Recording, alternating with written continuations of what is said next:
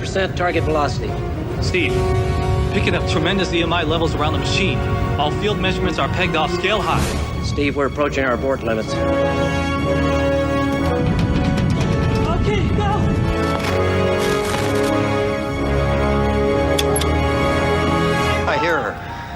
I hear her. Barely, but she's there. Okay, go! She says she's okay to go. Steve, we're real close. Electrical, what's your reading in the core? The internal environment looks normal. Inside the core, the weather's beautiful. I'm okay to go. Okay to go.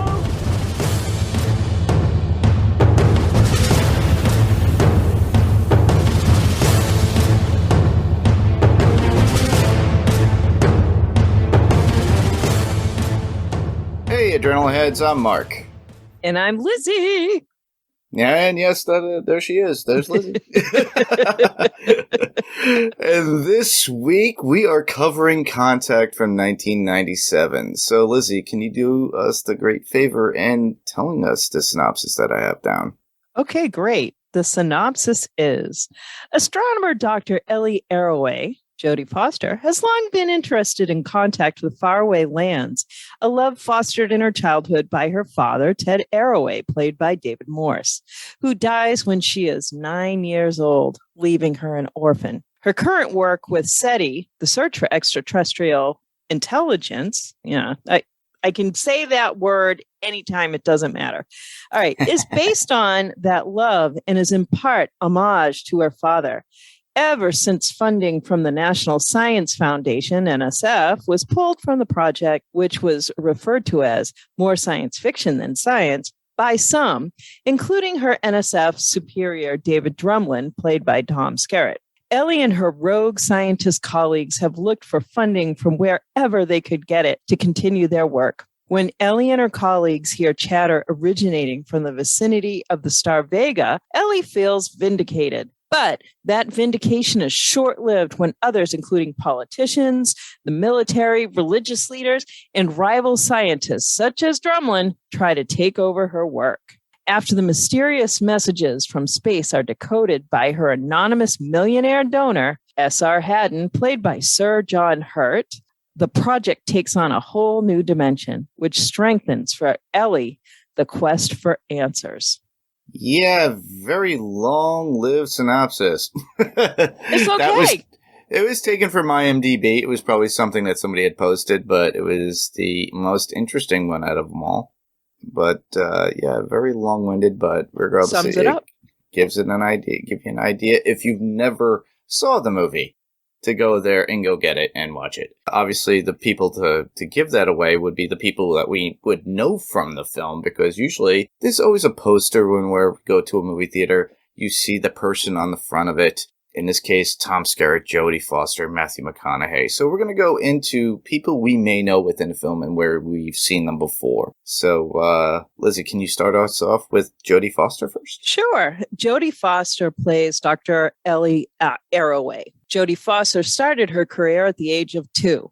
For 4 years, she made commercials and finally gave her debut as an actress in the TV series Mayberry RFD in 1968. Since then, we have seen her in films like Taxi Driver, 1976, where she received an Oscar nomination. Freaky Friday, also 1976. More adult roles by the 1988's The Accused, Silence of the Lambs, Little Man Tate, which she had directed, and Nell.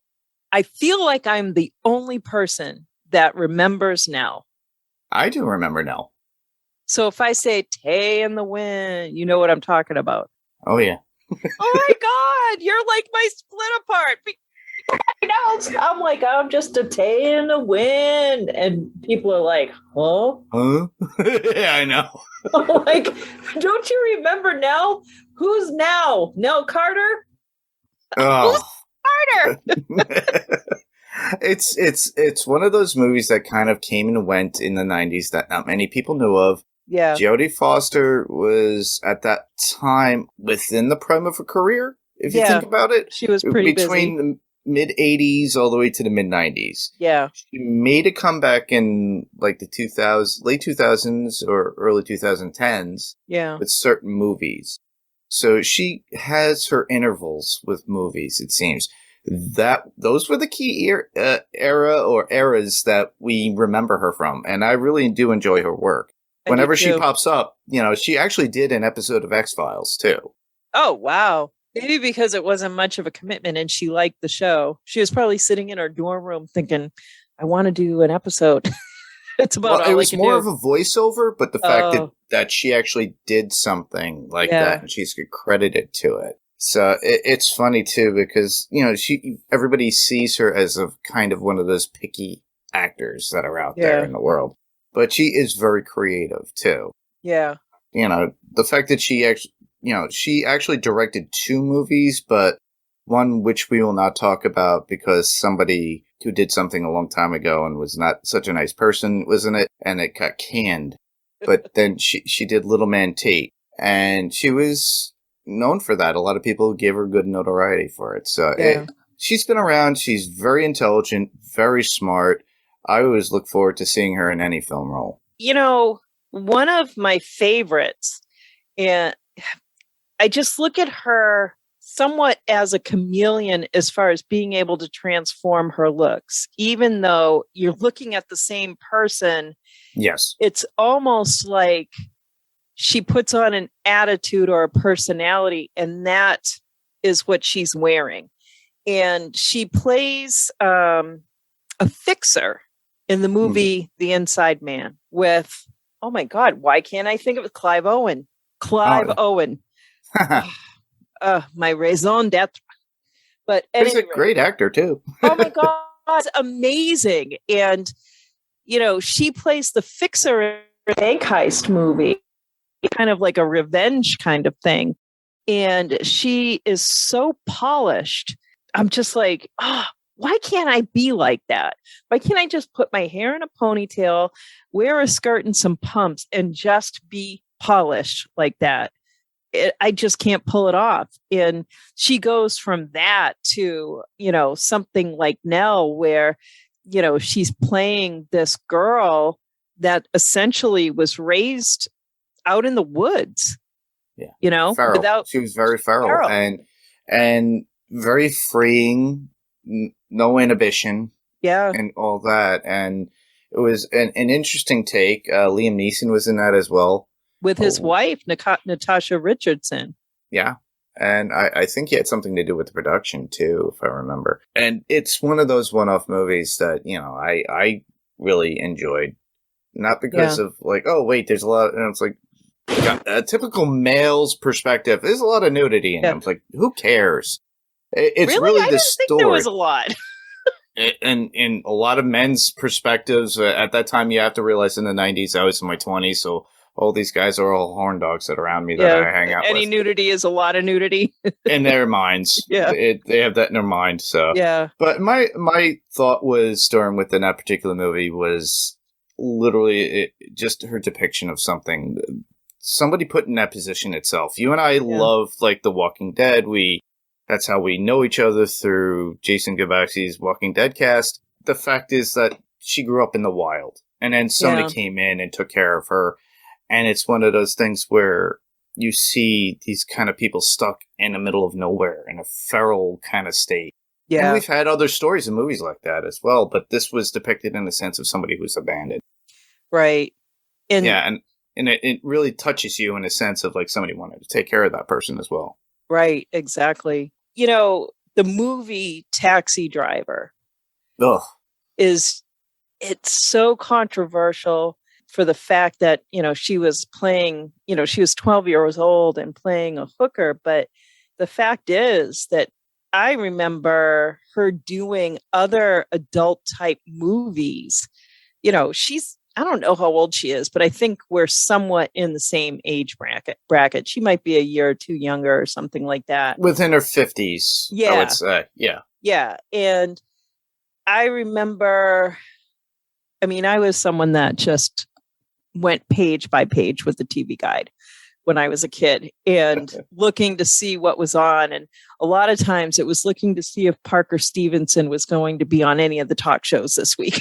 Oh, the Hardy Boys. Yes.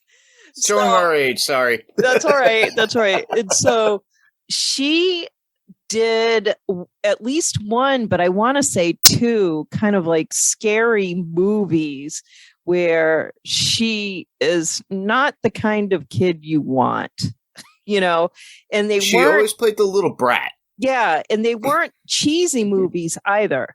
They had some substance to it. And, at that age for me, it was scary to watch something like that. She was precocious in these films. And I don't know if they came after Taxi Driver, but they definitely came right around that same time. She was not your quintessential child star as far as the projects that she chose. They weren't, they definitely weren't light fare. And they weren't looking directly towards her as the pretty girl that we're going to put in our movie. And she wasn't, though. She wasn't a pretty girl when she was a kid.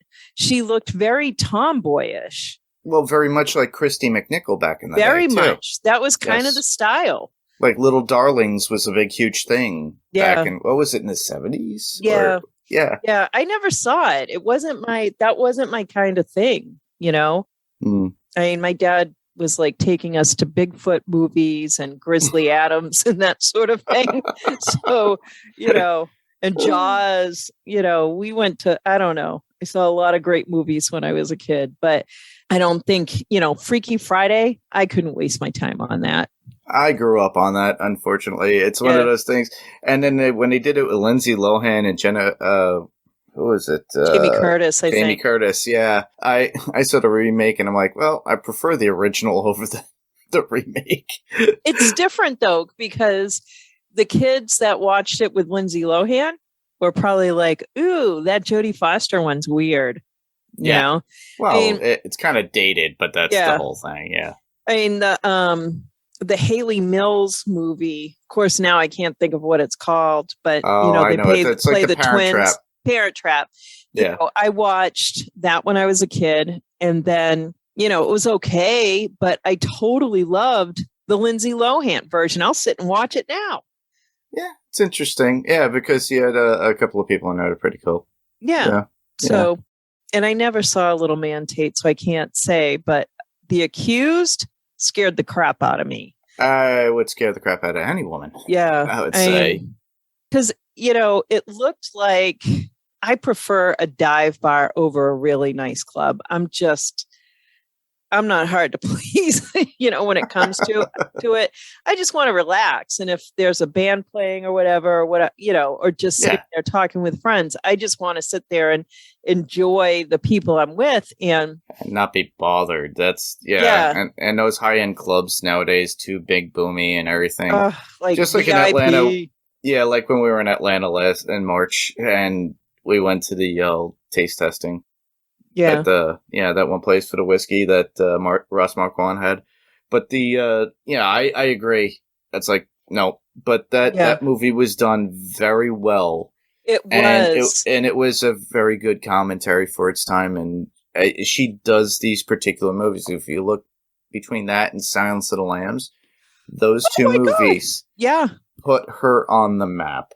Literally really as an did. Actress, as an adult. Yeah, because I mean, Silence of the Lambs was so scary. Yeah. It wasn't like, The Exorcist kind of scary. It was, The Accused and Silence of the Lambs are scary because they could happen. Mm-hmm. I am not likely to find myself training in Quantico, especially now.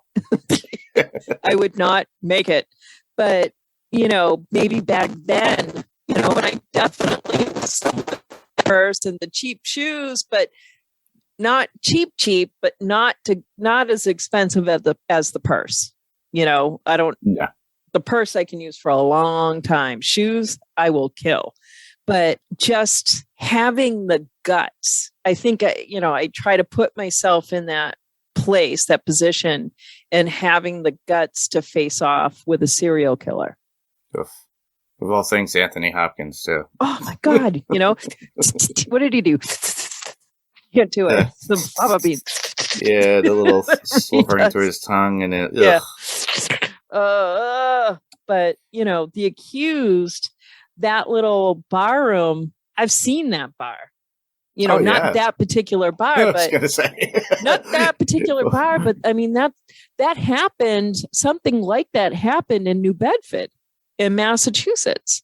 Yeah. And I remember that. I was in high school when that happened and I was flabbergasted. Like, it just scared me. And then this movie came out, I don't know, a little while later, a couple years later. So it could have been based on that. But yeah, it's just, looking at, I don't know, the depravity of people, Yeah, it's showing people at their worst moments. And like I said, honestly, a lot of what, even with this particular movie, it's very much like a social commentary.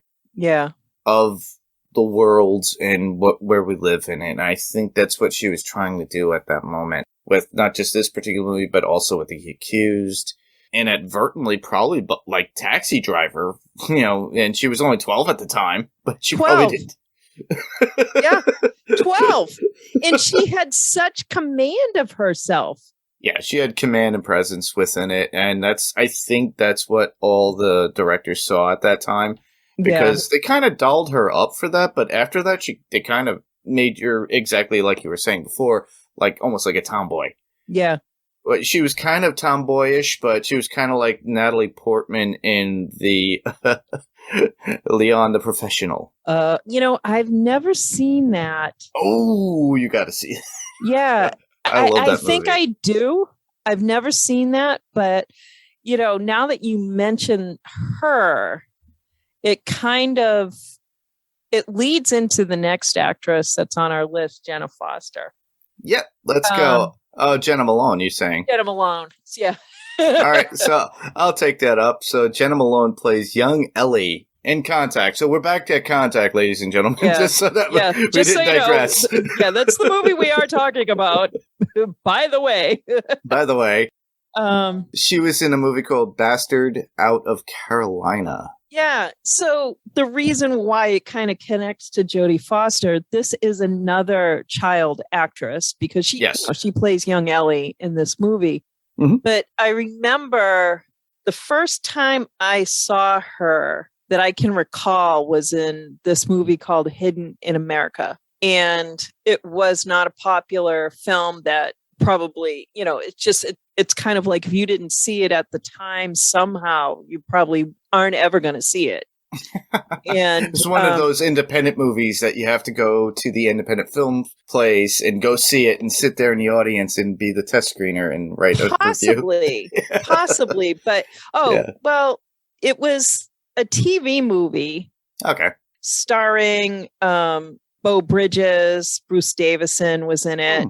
Jeff Bridges was in it, but Frances McDormand, I mean, it's an old movie at this point. And, some of these names, are common to them, but not necessarily back then, other than, probably the Bridges boys. But it was commentary on what was going on kind of at the time. This was 1996. I believe we were somewhat in a recession at that time.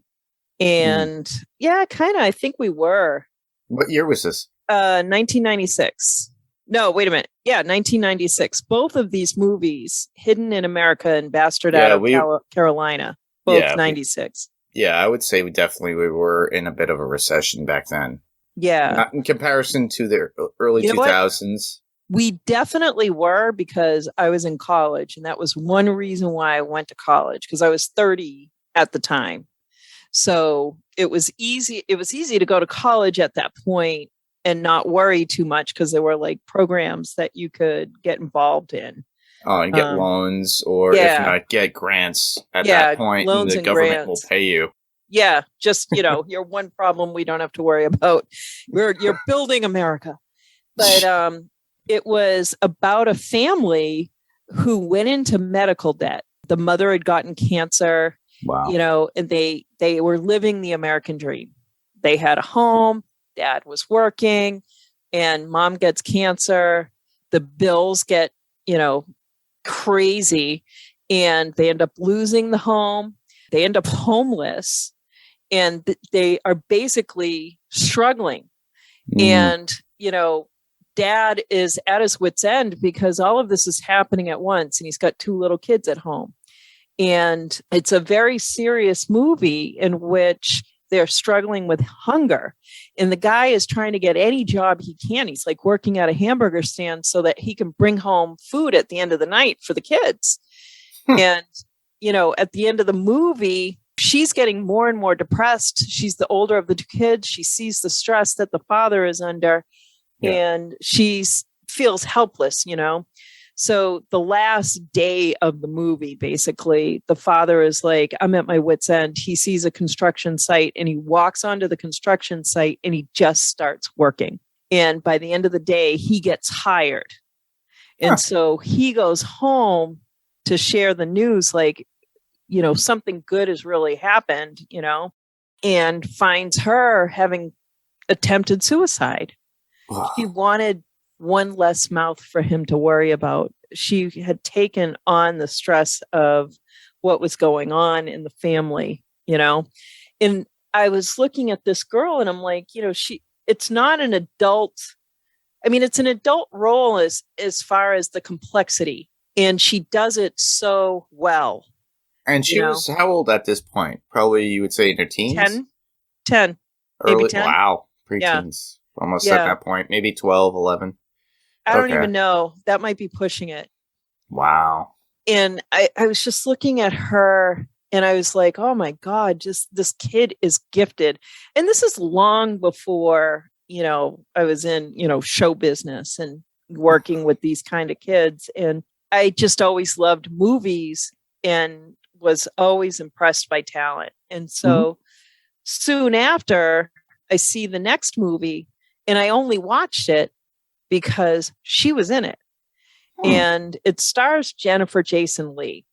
Ooh. And you know, her that you're talking Fast Times at Ridgemont High. Well, also her father. Yeah. Very popular himself, but unfortunately sad that her father passed away on the Twilight Zone set.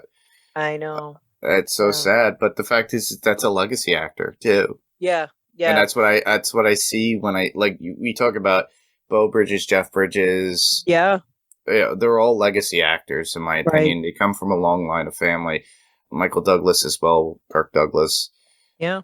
I just look at them as legacy. And anytime I hear like Jennifer Jason Leigh, I immediately in my mind's eye, because I grew up in the 80s and Fast Times at Ridgemont High, a whole bunch of other. There are also movies that I like because I'm such a geek and nerd. I like Existenz, which was an interesting movie back in the day.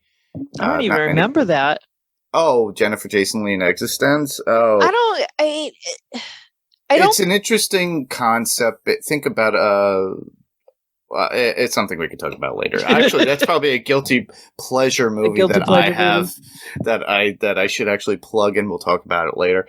But I think of a lot of those actors and everything as legacy actors. So I just enjoy having that for the fact that you still have that in the family. Right. Like look at Jack Quaid with Dennis Quaid and Meg Ryan. And he's good. Because that's the next thing. Like, are they any good? You know, just because they have the name doesn't mean they have the talent, and he's good. Yeah. You know, so, and Colin Hanks is another one. Oh, yeah. He was a slow burn, but, you know, he's got the chops. He's, you know, and I loved House Bunny. I know he's done far more serious things, but to me, that is kind of like a mark of someone I really like, that they'll do something silly like that. Well, we could also talk about the next actor who did something silly to get his career started, and he was in a Texas Chainsaw Massacre movie. Oh, yeah. All right. Yeah. And you know who else was in that? Was it Renee Zellweger? Exactly. So you get your start where you get your start, Exactly. And supposedly Dazed and Confused was supposed to be his first movie, but I don't think so. I saw him in something else before that. I can't remember what it was, but he's not someone that you look at and forget either, No, he's got that kind of sachet to him when he walks and the way he looks. A little bit by the way he talks as well. Yeah. But he's definitely developed himself a little further. I mean, I don't know if you heard any of his interviews when he came out with this book, but they were highly entertaining and just like intellectually, comically, and just everyday conversation. Like, it's not a household I would have wanted to grow up in, but given what was going on, he made it sound like it was all love, even though it wasn't. But they created quite a character in him. That they did. Just to add on to Jenna Malone, there are a few other things that she was apparently in the Hunger Games series movies as well. Yeah. And the one thing of all things that she had done, which I still laugh at, that I had seen her in, which was, I think, 10 Things I Hate About You. Yeah. I love that movie. I love it too. Those kind of movies, like the 80s did the best teen movies. They just did. And really kind of hard to top those.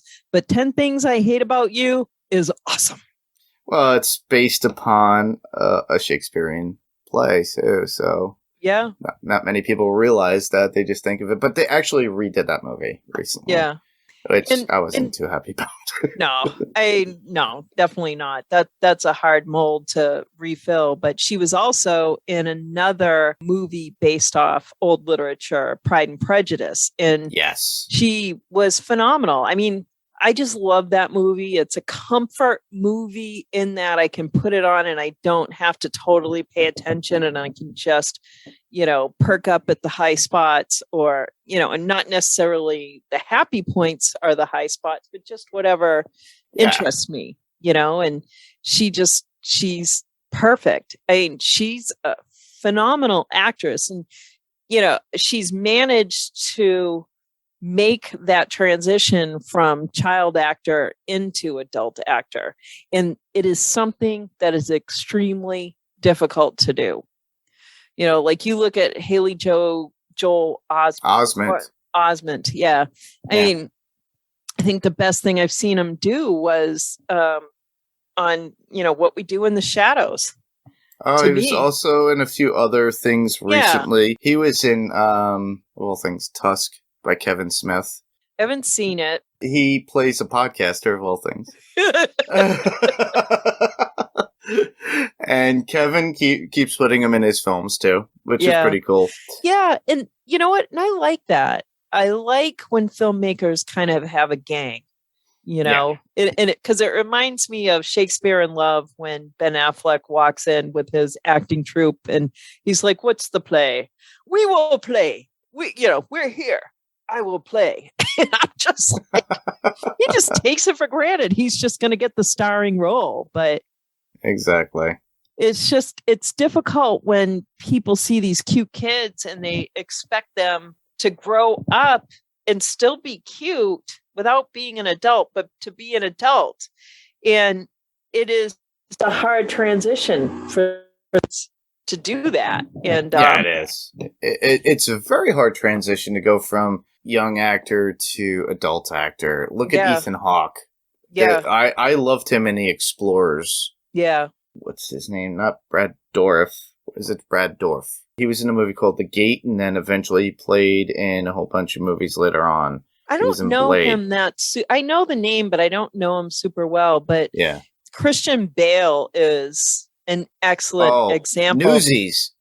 Oh, Newsies, that's what he was in? Yeah, and Empire of the Sun. Yeah. And he was a kid in there. And that was a Spielberg movie, come on. Yeah, John Malkovich, Yeah. And watching him being so possessed of himself and just the first time I saw it, I didn't see the beginning of it, so I didn't understand what was going on. And the next opportunity that I got to watch it from beginning to end, I made a point of watching it because it was that good. And, and I was like, oh my God, this poor kid, ending up in this camp and he's grown into this quirky, but phenomenal actor. Yes. We're kind of not, we didn't mention him by name, but I think everyone knows that we were talking about Matthew McConaughey. That is true. Mr. Matthew McConaughey. All right. Magic Mike himself. Mr. Mud. Some of the stuff he's done. Dallas Buyers Club, Mr. Matthew McConaughey. God, he's so good. I love the fact that he was in Dazed and Confused. That's one of my favorite films that I watch annually. It's like kind of my typical coming of age movies that I have to watch. Yeah. That would be Slackers, Dazed and Confused, Mallrats, stuff like that. I have to go into those tropes, but he's made such a name and a career for himself. Like A Time to Kill, come on. He's done a lot. Boys on the Side. It's pretty funny. We were just talking about that. Yeah. How he was in Texas Chainsaw Massacre. It came out in 94. Dazed and Confused came out in 93. So it's probably one of the movies that he was listed as that you didn't believe he was in. Right. Right. And the thing is, like, some movies, they might have come out in 93, but they could have made it in 1990. And it just sits around. And by the time it releases and then they got funding and go direct to video, it's like, exactly. Hold on. That dude we signed from like that particular movie, he's got a hit now. Let's put that on direct to VHS. Right. Get it at Palmer Video and Blockbuster right away. Exactly. I miss Blockbuster. I used to love the race to get there and try to grab like 5 movies for Saturday night. I love that. And I'd be like, oh my God. I really did love that. Yeah, same here. I miss going out because the whole point of going to Blockbuster is trying to pick out the movie and then trying to pick out candy or whatever you're going to have for the night. I would never buy it there. I always wanted to, but I just thought it was ridiculously priced. Well, the funniest is that I would just go next door where the Dollar Tree is and you just go buy stuff for $1. There you go. The stuff that's been melting on a truck for a week. Oh, exactly. My God. Yeah. Well, it's still cheaper than what you would get. That's the flavor, yeah. But obviously Matthew McConaughey, we were talking about him. He's a major character as Palmer Joss. Yeah. Or Father Joss, as some people would call him, which would be David Drumlin, who would be Mr. Tom Skerritt himself. Yes. So a legendary actor himself who we know from, and you put here the bad guy teaching moment. So Tom Skerritt is my bad guy teaching moment. He doesn't always play bad guys in films. Like he doesn't. He plays a great dad in Steel Magnolias. I've seen him in so many things, but the only thing I can think of is Steel Magnolias. Really? I could think of Alien. I never saw it. Oh, it was too scary Alien. For me. It was too scary. Okay. It probably wouldn't be now. No, it wouldn't be now. No, you got Sigourney Weaver in there. It's a great movie for its time. He was he was actually in the movie MASH in 1970. Are you kidding me? He played Duke Forrest. Okay, yeah. 1970 was. That is not a movie I would have seen. No, I wouldn't have seen it in the theaters. I saw it when my parents rented it in like early 80s or maybe late 70s, but that's about it. But he played Captain Dallas in Alien. He was also in Top Gun, if not many I remember of you remember that. Yeah. So he was in there. He was, I believe, what was his cosign? I forget his name, but he was cosign Viper. Yep. Yeah. And then he was in Space Camp. I saw that. Yeah. I think. So he was in charge of Space Camp at that point. Yeah. There's a whole bunch of movies that he's been accredited for, but it's a face and a name that we all know. Yeah. And he's been in film, and he always plays that kind of stern kind of character. Yeah, he can, but it's a little bit typecasted, very much like Ed Harris himself. Oh, I love Ed Harris. He's so good. which I'm still working on an interview. Yeah, I'm so jealous. So those people are very much typecasted, but they do them so well. But they lock in on those characters and make them perfect for us, and we love them just the same. Exactly. I mean, I don't know if you want me to tell this story now about him being like, because this was a movie that, I mean, I was a high school science teacher, public school, and this was a movie that I would show. But go ahead. All right. So I had a problematic class. I had a large science class of 30 kids when in our school, it was mostly about 15 kids in a class. And I was the only science teacher, and it was this small at-risk school.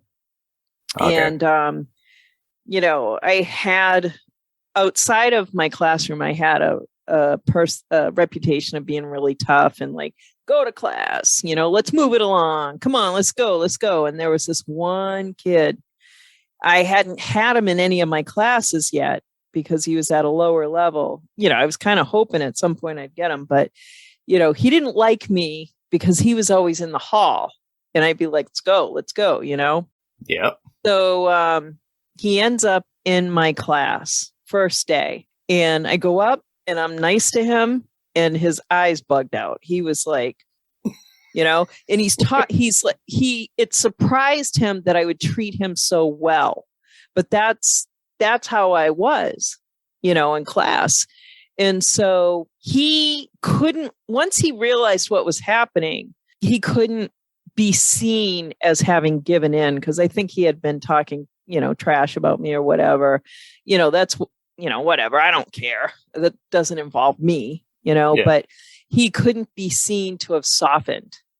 And so he was in my class of 30, which this is 30 kids that in any given class in a mainstream school, they would be the ones causing problems. So now I have 30 of them in one class. And so, yeah.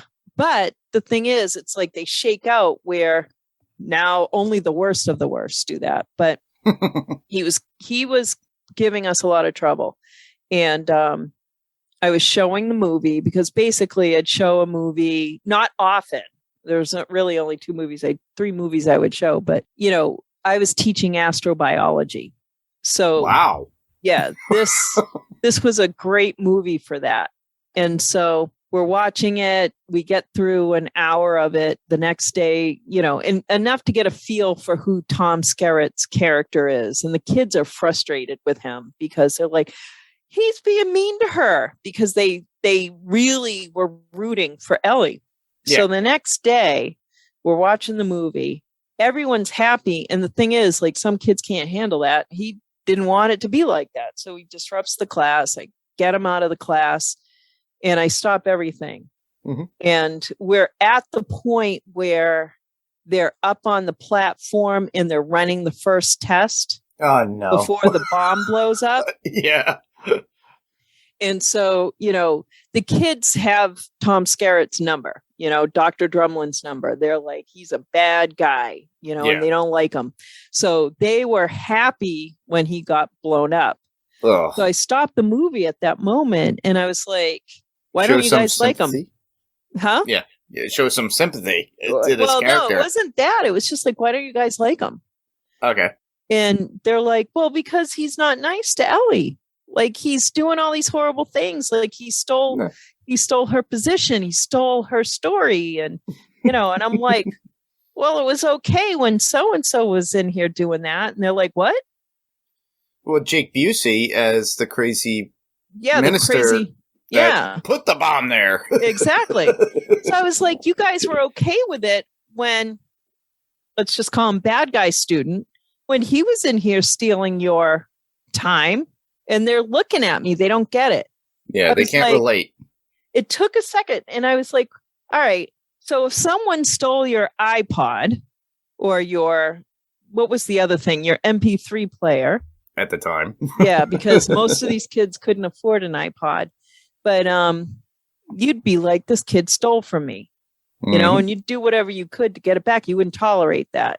But you guys have this 1 hour with me and it won't be repeated. This is precious. You're letting this kid steal it like he's a bad guy and you're not even upset about it.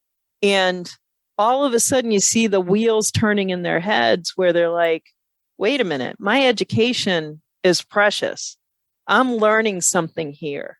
I can't let someone steal it. And I'll tell you, I never had another problem in that class of 30 again. Well, actually 29. Never had another problem. It was perfect.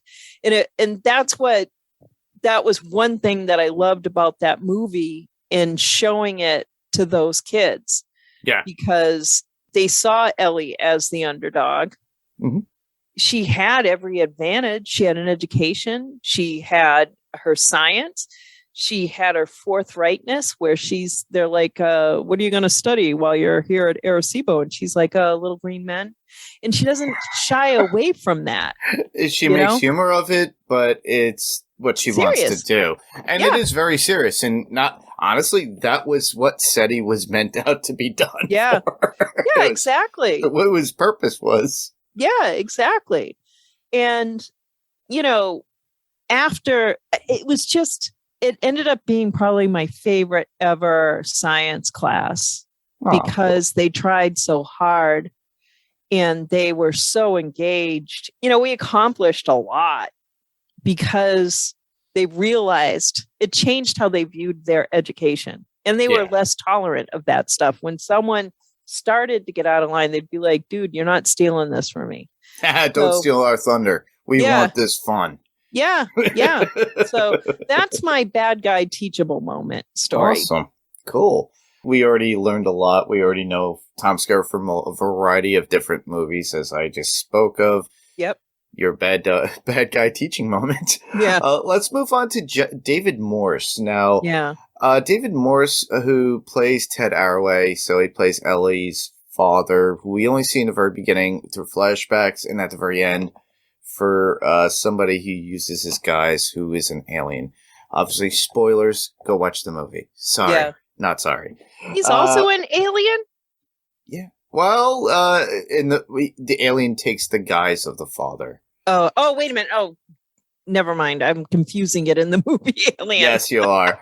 Sorry. So we know him from such things as the movie series Saint Elsewhere. That's how I remember him from 1982 to 1988. I never watched it. You never did? I grew up on that. Everyone talked about it. Yeah, everyone talked about it. I had to watch it because my mother, my father, my family always watched it when I was a kid. So there I was at 10 years old. Back then you had one TV. Two. Two? Mom and Dad's bedroom and the main room. And if we were good, you got a hand-me-down black and white that you got thrown in your bedroom if you, because me and my brother shared a bedroom. Yeah. So we got stuck with the black and white. So I'd be trying to go to sleep and my brother would be trying to watch Saturday Night Live in the summer. Yeah. And I'd be sweating. And I'm like, oh my God, I just want to go to sleep. No, he's putting that on. Okay. Yep. But stuff like that. Yeah. But I can't complain now. No. But he was in the movie 12 Monkeys. Yes. Oh, such a you remember movie. that? The Green Mile with Tom Hanks. Yes. He was one of the prison guards. Yep. He was also in World War Z. He pulled all his teeth out in prison when he was in that prison, if you remember that scene. No, I don't remember that scene. Oh, okay. Ugh. So they had to fly, and Brad Pitt had to fly out to some country. They had somebody there. Yeah. It was supposedly the first person that was bitten or that they were subjected to with the zombie, whatever. And they interrogate this guy, and he'd been pulling out his teeth. And that's him. And that's him. He's in there. So think about it that way. He's made some particular movies and shows that you could remember him. Yeah. His face is there. He was actually in the Hurt Locker as well. So he's been around. He's been around for many, many years. Yeah. He's made quite a career. Like, this is a working actor, which I think it's hard to do, but I think it's the way to go. He probably can go out to dinner almost all the time without being interrupted, which I think I would prefer, But I remember it was a behind the scenes kind of thing. And it was the author of the book, John Adams. And he went on set one day and they were just kind of showing him around and the whole thing. And he comes upon David dressed as George Washington. So if you scroll up to the top of IMDb, the picture, his photograph, you can kind of see a little George Washington there. Oh, yeah. Yeah, you can. He's older with the whitish hair. Yeah. Little widow's peak all the way in the back. Yeah. I shaved my head, so I don't have any. But no widows. But the author goes up and, he is decked out. He is literally George Washington. And the author is just looking at him in total awe. And he gets nothing back. Nothing. Wow. And I just chalk it up to he was probably putting himself in character since he was already in the costume. Like actors, they don't stand around in costume like that. So unless they're getting ready to shoot. So he was probably waiting to perform and was trying to stay in character and couldn't deal with this, 21st century guy that's like talking to him, when he's way back in the 18th century. So I thought that was pretty interesting. I know if it was me, I would feel a little put out. But now, after seeing everything I've seen, I'm like, I just don't take it personally. Like, I don't talk to anybody because you don't know where they are in the process. And, when I was working, or I did this research project in 2006, and I was working with these heavy duty scientists, and they walk around, around the office and the labs and stuff. They don't see you unless they're specifically looking for you. It's like they are so deep in their process that you don't say hello to anybody because they could lose the idea of the century by saying hello. So, and that's what it made me think of when Squirrel? I saw David.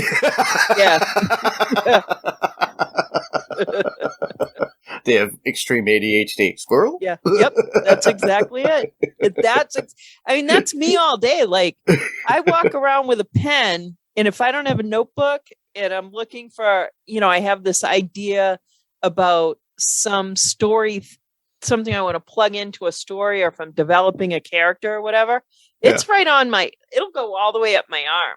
I'll just write and write, I'll have notes. And, last week it was the Congregation and Providence and Phil's Law, like, until I can get home and write it down in the right, because it's got to be in the right place or else I'll lose it, Exactly. Like for Lizzie's Lost Girls, I have a Bible and I try not to take it out of the house because I've already lost one Bible in New York City. No.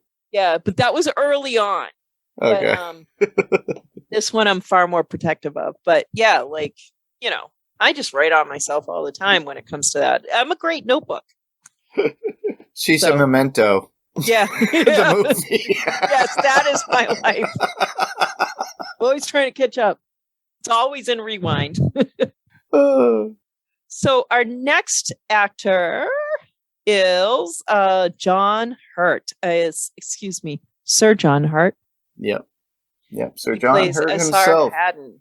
Yep, a man he had worked from 1962 on. You look at someone like his resume and It's you're huge. like, wow.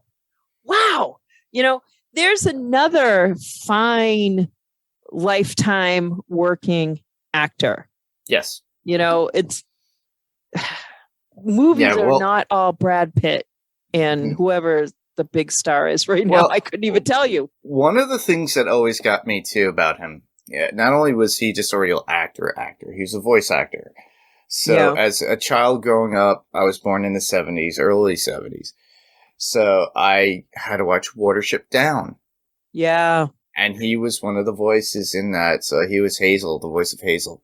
You know what? I've never seen that movie, but I've read that book. Like, I devoured. I read the book and Yeah. watched the cartoon movie. Yeah. Yeah. I don't know why. I think because the book was so... It was a tough read. And I just didn't think I could bear to see the rabbits go through that, you know? The battles and the fights. Yeah. And it's something that's hard to take, and even on cartoon form. And Yeah. it was something that when I was in grade school, they actually enforced us to watch. Yeah. They wanted us because they wouldn't, because it was kind of like current events of what was Yeah. going on at that time. So it was grade school, whatever. They didn't think that would be damaging, but yet again, we wound up having to read that book in high school to break it down based upon society. Yeah. What a social commentary it was. Yeah. He was also a voice actor in The Lord of the Rings from 1978. That was their first iteration of Lord of the Rings. He did Aragorn's voice. Shortly after that, he did The Elephant Man, which is everybody should have known and seen. He played John Merrick himself, the Elephant Man. I know it, but I didn't see it. You never seen that? Wow. No, I couldn't bear to see someone in so much pain. Yeah, Anthony Hopkins is in it as well. Does he dine on the Elephant Man? No, he does not. And then obviously he was an Alien. Yeah. Then So many great actors were in Alien. Exactly. So it's another Alien alumni, go figure, in a movie called Contact. Yeah. I'm trying to think. I was just watching a movie the other night. And when, at this point, you go back and watch an old movie like in 70s, 80s, or even early 90s. Mhm. And you look and you're like, oh, big star now, big star now, big star now. I can't remember what movie it was, but it was pretty good. Yeah, you could pick out everybody in a row. It's like, hold on. Yeah. It's like, and it was an unknown movie too. Yeah. Yeah. He was also in the remake of Romeo and Juliet in 1990. Is that the Claire Danes one? Yes. Okay. Is he a Montague or Capulet? He was a voice in it, Mercutio. Oh, okay. Just a voice. Frankenstein Unbound. He was also, I think he was the 11th Doctor for Doctor Who. So, there's that. That was what was so cool about that. He actually reprised some things for Watership Down, too, in the late 90s and into the 2000s.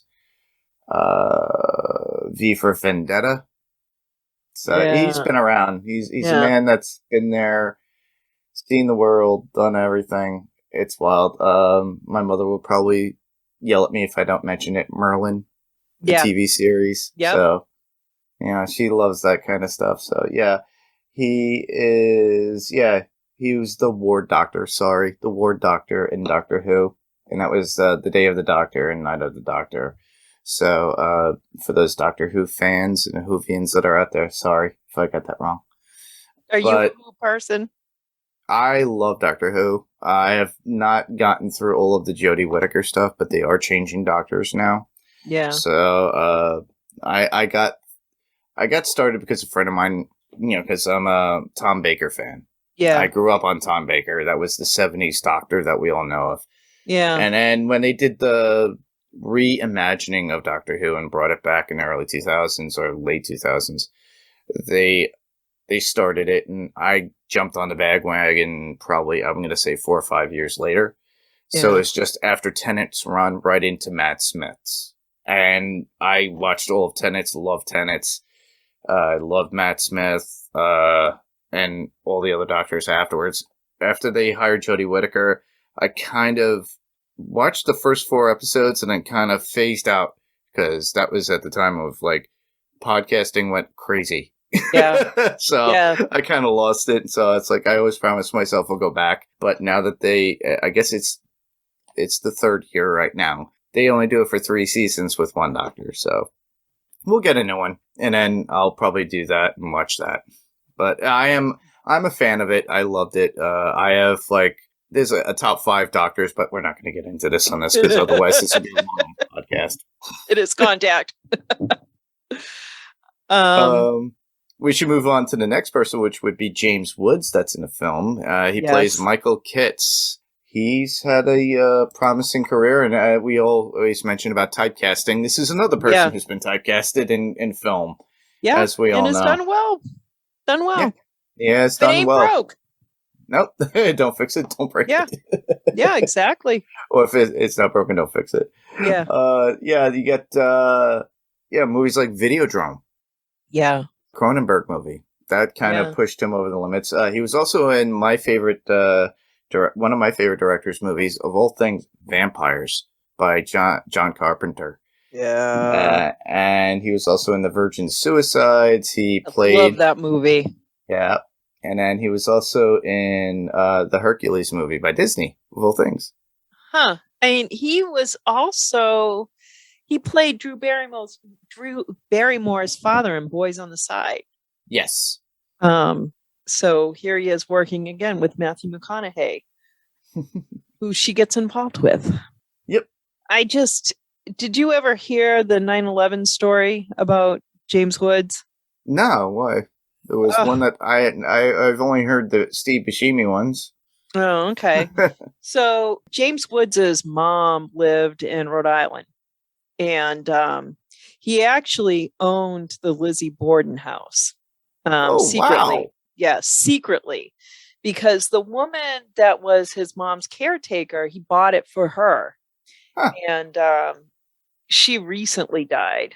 But she owned it for many years, and she was able to restore that home to looking just like it did the day of the murders. It's a museum now, that's from my understanding. It's in transition. Okay. It was recently bought, and it's not a museum anymore. Like, they had not the same furniture, but they had replicas of the furniture that was along with, fabrics and whatever, dresses, clothing, all sorts of stuff. And it was a museum. You could go there, and it was also a bed and breakfast, and the place is haunted like you would not believe. Really? Anyway, that was the side trip on that. But he would take the Tuesday flight from Logan back to LA. So he would come out, see his mom. And I think, when he wasn't working, he'd go back and forth every other week. And so on September 4th, he was on that 8:00 flight going from Boston Logan to LA. And he was looking at these guys, and they were acting odd. And he thought that they were taking notes, and he didn't quite understand it. They were studying, because they were all in first class. They were studying the cockpit area. They were taking, keeping track of what the stewardesses or the flight attendants were doing. They were acting odd, not like regular passengers. So he said something to the flight attendant. The flight attendant let the captain know. And basically that's as far as it went. So exactly a week later, on the same flight, these guys are on the flight, and we know what happens. That afternoon, the FBI visits Mr. James Woods. No one cared until that moment. Wow. He saw them. Huh. So that is his 9/11 story. Interesting. Yeah. I never knew anything of that. That's interesting. I probably caught it because of the connection to the Lizzie Borden house. I'm from Massachusetts. I've had ghost experiences there. I've been there.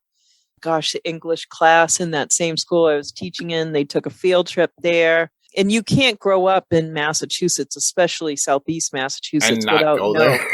Well, it's not so much not go there, but you know who Lizzie Borden is. Of course. You know the Salem witch trials. And I'm not saying like verbatim type thing, but the Pilgrims, Lizzie Borden, and the Salem witch trials, that stuff.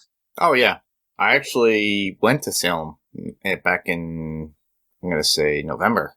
Oh, really? Yeah, I went just it's a good on thing you went after Halloween. I went on a day trip. I actually missed my friends who are part of they're the Grim Life Collective, Michael and Jessica. They do videos and they actually covered it, and it was during that portion, but I missed them by a week. But they had the whole witch-a-thon that they have usually there. Yeah. So when I went down there, I did go visit the museums that they had, things of that nature. I went to the Satanic Temple that they have there. Yeah. And it's very interesting. Just to see it as an educational view. Yeah. And it's very interesting and eye-opening because you see tours constantly throughout the town, even in November. Well, yeah. I've only been there once, and once until recently, once was enough because every place you go says the same thing. 19 hanged, 1 crushed, and there's no new information or no new angle on it. But there's another podcast called Unobscured, and their first season was about the Salem witch trials. And it's so dense. Like you can't just listen to one episode. You can't just listen to an episode and catch everything. It's almost like you need to be drawing a flow chart because there's so much information and build a story and just have people come in each week on to move on with this particular story. We left off at here. Let's move on to this. Yeah. It's great when they do those stuff. That kind of things. It's very episodic and it's a good way to get the information overall. It's probably better than a textbook because a lot of people nowadays don't want to read. Yeah. And he had the leading historians as guests and references for, like getting the information. It's not, this is getting off topic of, we're never going to finish this podcast, but it's not, it wasn't just about land borders. It just wasn't about that. And it actually, it's my second series that I'm still working on. And, I'm writing about the Salem witch trials and it's fascinating stuff. So anyway, that's all I'll say about that. All right. Well, we'll move on to the next person. We talked a bit about James Woods. Gave some of his thoughts. Obviously, James Woods, we know him from like a variety of different movies. Definitely a voice on The Simpsons. Yeah. To add to that. I love that. Gosh, who, oh God, Phil Hartman used to be on it. He was so amazing. Oh yeah. Was he the one that played Sideshow Bob? I love Sideshow Bob. I don't remember who played who. Yeah. Sideshow Bob was amazing. This like erudite kind of guy, a Shakespearean actor. And here he is playing this wacky, like nothing character, and that's what he's famous for. Exactly. Yeah. Next up on the list, we only have 2 more, so by then we'll actually get into everything, which is Angela Bassett. So we'll talk about Miss Bassett, who It's like the coolest woman ever. Oh, definitely. Beautiful, intelligent, exudes a lot of charisma in every character that she portrays. She's amazing. I remember her in a movie called Strange Days from 1995. Yes! I see that and I'm like, he won't even know this movie. I know. I saw it in the theater. Yes! And Juliette Lewis and Ralph Fiennes, isn't it? Yep, Ray Fiennes. Yeah. Yep, and Juliette Lewis actually sang, and that's what got her singing career started. She has a singing career? Oh, you didn't know about that? Wow. I didn't even know. I have a couple albums on CD. Oh, wow. So, that got her because she started singing within the movie. That's her actually singing. I remember seeing her, Angela Bassett, in that Kick-Ass. Yeah. Loved her hair in that. She's just me talking amazing. About hair, but I loved her hair in that. I loved her hair. I mean, God, she just has such presence. Yes. Yeah. Just such presence. And she's been in like Mission Impossible, Waiting to Exhale, Black Panther. Yeah. So she's done a stint for about a year with ER. Yeah. And, Mr. and Mrs. Smith, she was like apparently uncredited in that, but her voice is there. There's like a whole bunch of movies that we could talk about. But the fact is that the woman herself exudes so much charisma and presence. Yeah. In whatever she does. And, and this she does with how she plays somebody within government. Yeah. And that's what I really appreciated about her character within this movie. Yeah. Next up, very much the character actor reminds me of, you mentioned it before about David Morse. Yeah. But William Fichtner, as it were? Yeah, Fichtner, yeah. Fichtner. He's more of a character actor, if you think about it. Very much like William Sadler, and everybody puts William Sadler in that corner as well, which I don't appreciate because I love him and I see him. I met the man a bunch of times when I work in retail services. I see him in the store, or I've seen him outside. Actually, he's in his house. He's a very nice man, Bill Sadler, but we're not talking about Bill. We're talking about William Fichtner. And William Fichtner, if you recall, he was in Armageddon, if you remember that movie. With Ben Affleck, Bruce Willis, everybody, Daphne and Pay covered that on on Run for Your Lives recently, too. So all those that are listening on the Pirate Car Entertainment Network will know that. But he's very quiet in who he is. But in that particular movie in Armageddon, he played the typical space pilot. Yeah. Very formidable. Yeah. So I thought it was pretty cool. He was in a movie called Crash. He was also in Black Hawk Down. Yeah. There's a whole bunch of movies that you could go see, but he kind of portrays that particular character role. Yeah. That is... No, I wouldn't say pompous, but very uptight. Yeah. And I don't like saying that word, but he's kind of like, I would say proper, if that's a better term for him. And characterization of certain characters he does. He was in The Dark Knight. He was the bank manager in that one as well, with Christian Bale and the Joker himself. You know what? He's also in Mr. and Mrs. Smith, an uncredited voice. That as well. I remember him also from The Perfect Storm, which was, I love George that Clooney. movie. Great movie. Mark Wahlberg. And that was based off a true story about fishermen that get out of stuck. Gloucester.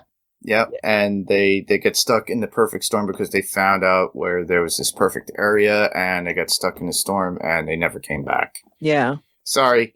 Yeah. If you're going to go see the movie, spoiler, they don't come back. Yeah. And it's a good movie, too. It's really a good movie. It's a really good drama. Yeah. Telling and showing heart and true to the story of those particular characters, too. Yeah. And he played a good character himself. Yeah. Yep. He was fighting with another guy. He was also in Strange Days.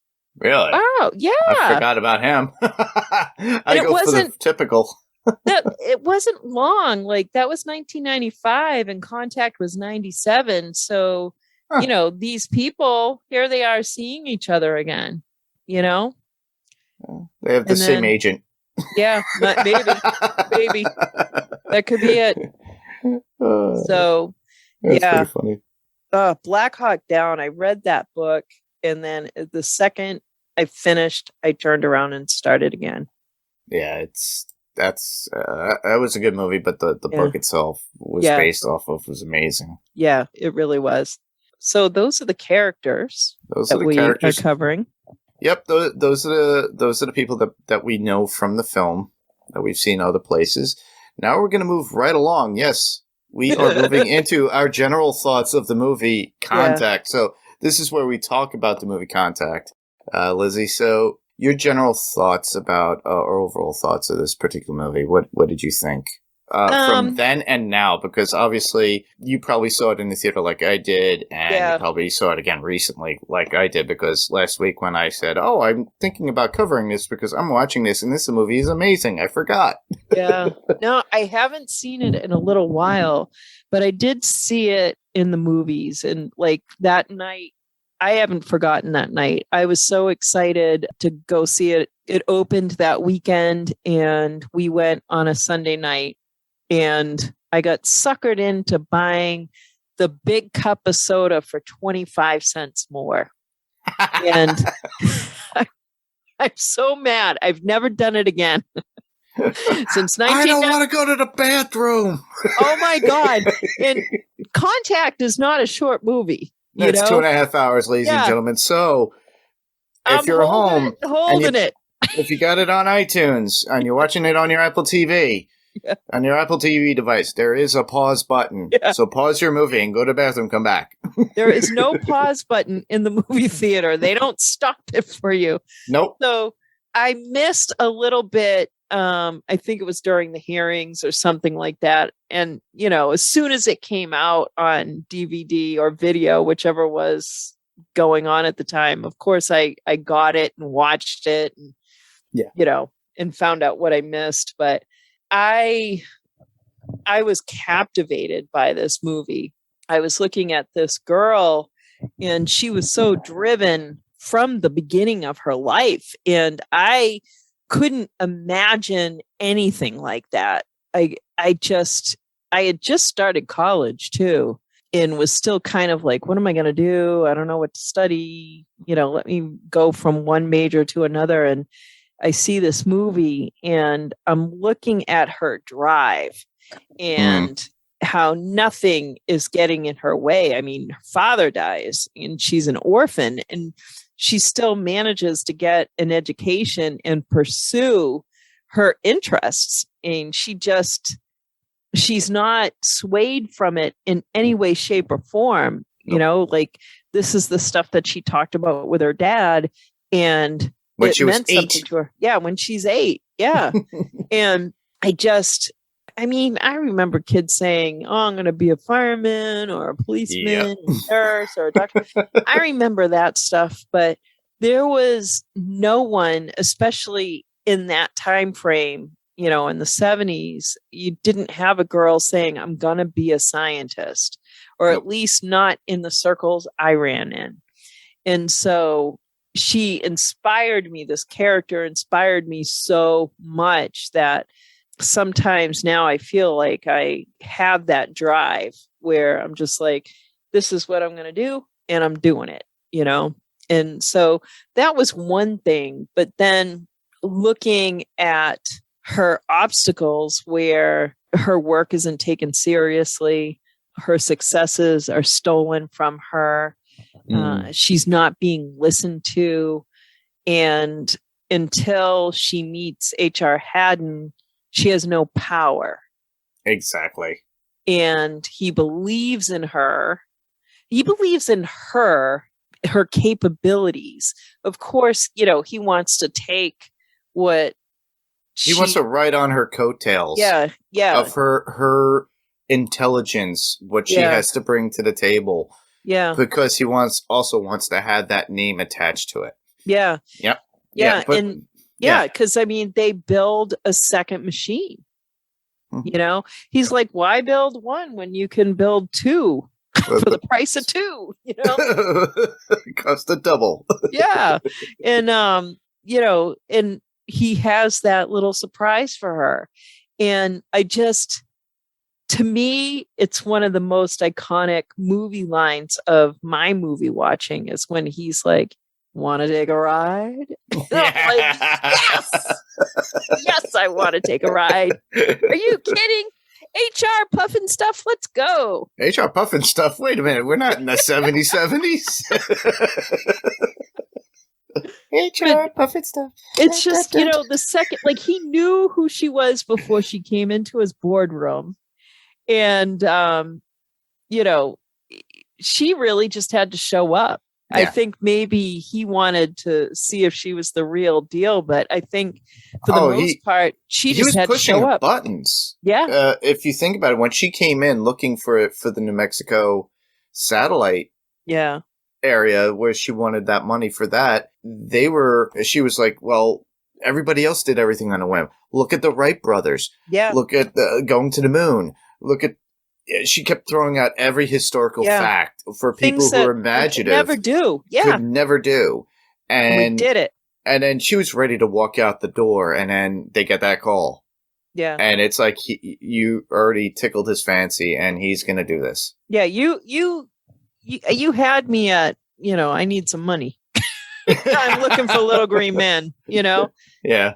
He's such an interesting character living in an airplane and he rarely lands. So he gets refueled in the air, and then he's on a like the space station because it retards the growth of cancer, and he ends up dying by the end of the movie. And it's really sad. Yeah, he was stuck on the International Space Station for like whatever, over a year probably at that point. Yeah. Thank God he didn't get stuck during the pandemic. Or like even like that cosmonaut that Victor Strand talks to. That's still one of the most interesting things. And I love that they did that, that because that's the kind of stuff that gets me. Like that's just slice of life stuff, like, no, what am I going to do? I'm stuck up here. Well, for those of you that didn't get that reference, that was talking about Fear the Walking Dead. Yeah. No need to go and watch it. Not anymore. No. Okay. Nothing there to see. So what about you, Mark? Well, when the movie first came out, I was a typical film buff. At the time I was playing in bands, I was working for my family's business. I was also working in a recording studio in a computer shop at the same time. So of all little, time I had, me and my girlfriend would go to a movie per week.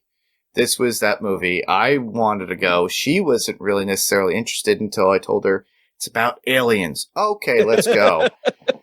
Me, as soon as I saw SETI and her with the headphones on, I'm like, I have to see this movie now. Yeah. Mainly it intrigues my thought of real life extraterrestrial research and that's going on out there.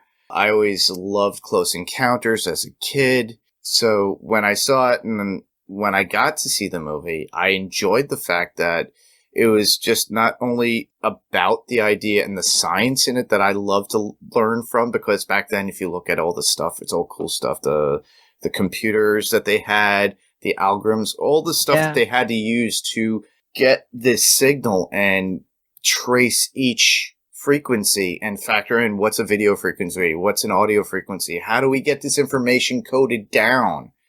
That to me intrigued me more than anything. And by far, I am not a computer genius in any way. I just built them at the time. I just added programming and did the physical builds. Yeah. And you're talking when you were doing a 386 or 486 computer back in the early 90s. Then you had the issue of the social commentary of issues between science and religion. And that intrigued me too, because there's always been that issue. So I was watching this movie, I'm like, bingo, I love this, because here's the debate that's been strong throughout, from time that we started learning binary code and doing mathematics and questioning existence and, whether the dinosaurs did truly exist and if God created them or not. Yeah. Things of that nature. And the fact that, we get those scenes where they put her on a hearing board where they have to talk about her faith. And I thought that was more interesting in the sense that I was rooting for her, saying, the science says it all. She's a representation of man on earth. Right. Not man of God. So that was my mad. issue about that. Yeah. And also the fact is, you had a woman who was overlooked. Yeah. And a woman who of status within the scientific community. And she still can't, she's hushed by a man all the time. So all the time. Tom Skerritt's Drumlin character, you just want to like come here and choke him. And the sad thing is that every woman has more than one Drumlin in her life. Oh, definitely. And it could be her father, it could be their brother, uncle, the guy at work, the guy at the gas station. Yeah, the guy at the gas station who's like, ha ha ha. Yeah. And usually it's a typical sexist remark half the time when you look at them. Yeah. So, and the fact that her persistence and her ingenuity of like doing what she wants, her gumption to get to that point of getting her thoughts heard. But, you know, the one thing, at least with Angela Bassett's character, she looked out for her to some degree. Yeah. And that's what I loved about that. And it's like, okay, she finally had a woman on her side. Yeah. Yeah. And that it was recognized who she was. Yeah. Exactly. And then on top of that, you know, the one flaw in it, I'll say this, and me, it's storytelling, and it's storytelling 101, but you have to have it, the love story. I'm like, you could have done without it, but well, I think it worked. it did work, and the thing is, like, I mean, we'll talk about this later, or maybe kill it now, but the one thing that she says, you know, if it's just us, it's an awful waste of space. If you drill that down, she's been alone her entire life. And she has eschewed personal relationships because they can only hurt and tie her down, you know, and get in the way of what she's trying to accomplish. And, you know, here along comes Matthew McConaughey, and to some extent they're of the same mind. They do get each other. They do. Intellectually. I got that. Yeah. And they have their differences, and he wants to get to know her more. I think more, you know, scientifically, like intellectually, he wants to get to know her more, but he finds her attractive, like on a personal level, and he wants more of that. And she's not having it because he's just Mr. Get in my way, you know, and she's got enough of that. Well, but she keeps men at arm's distance. Yeah. But to some extent, it may, unless they're there as a partner to her to advance what she's doing, she doesn't have a need for that, because Kent, she's tight with Kent, you know, like they work together, but you know, he doesn't get in the way. He's got strengths to offer her, but Matthew McConaughey is just going to get in the way. Palmer Joss just going to get in the way, tie her down. You could say all right, but not all right. All right. Well, with that, we should move into our favorite scenes within the film. Okay. So you go first, and we'll move on after that. I'll come after that.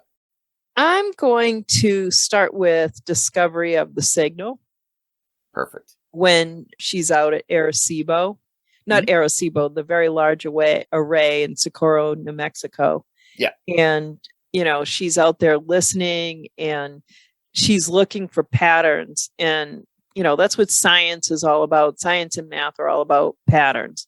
And she's out there looking for it. And to the extent where, you know, she is studying, you know, household noise, like the washing machine and stuff like that. You know, I laughed when he brought that up too. Yeah. But I mean, that's what you do when you're trying to solve a problem. If you're really trying, you're taking in all the data and not just looking in one direction, because otherwise you're going to miss something, and you never know when that idea and inspiration and that answer is going to find you. But you know, she starts to hear something. It's rhythmic. Yeah. She kind of figures out the rhythm, knows that it's prime numbers.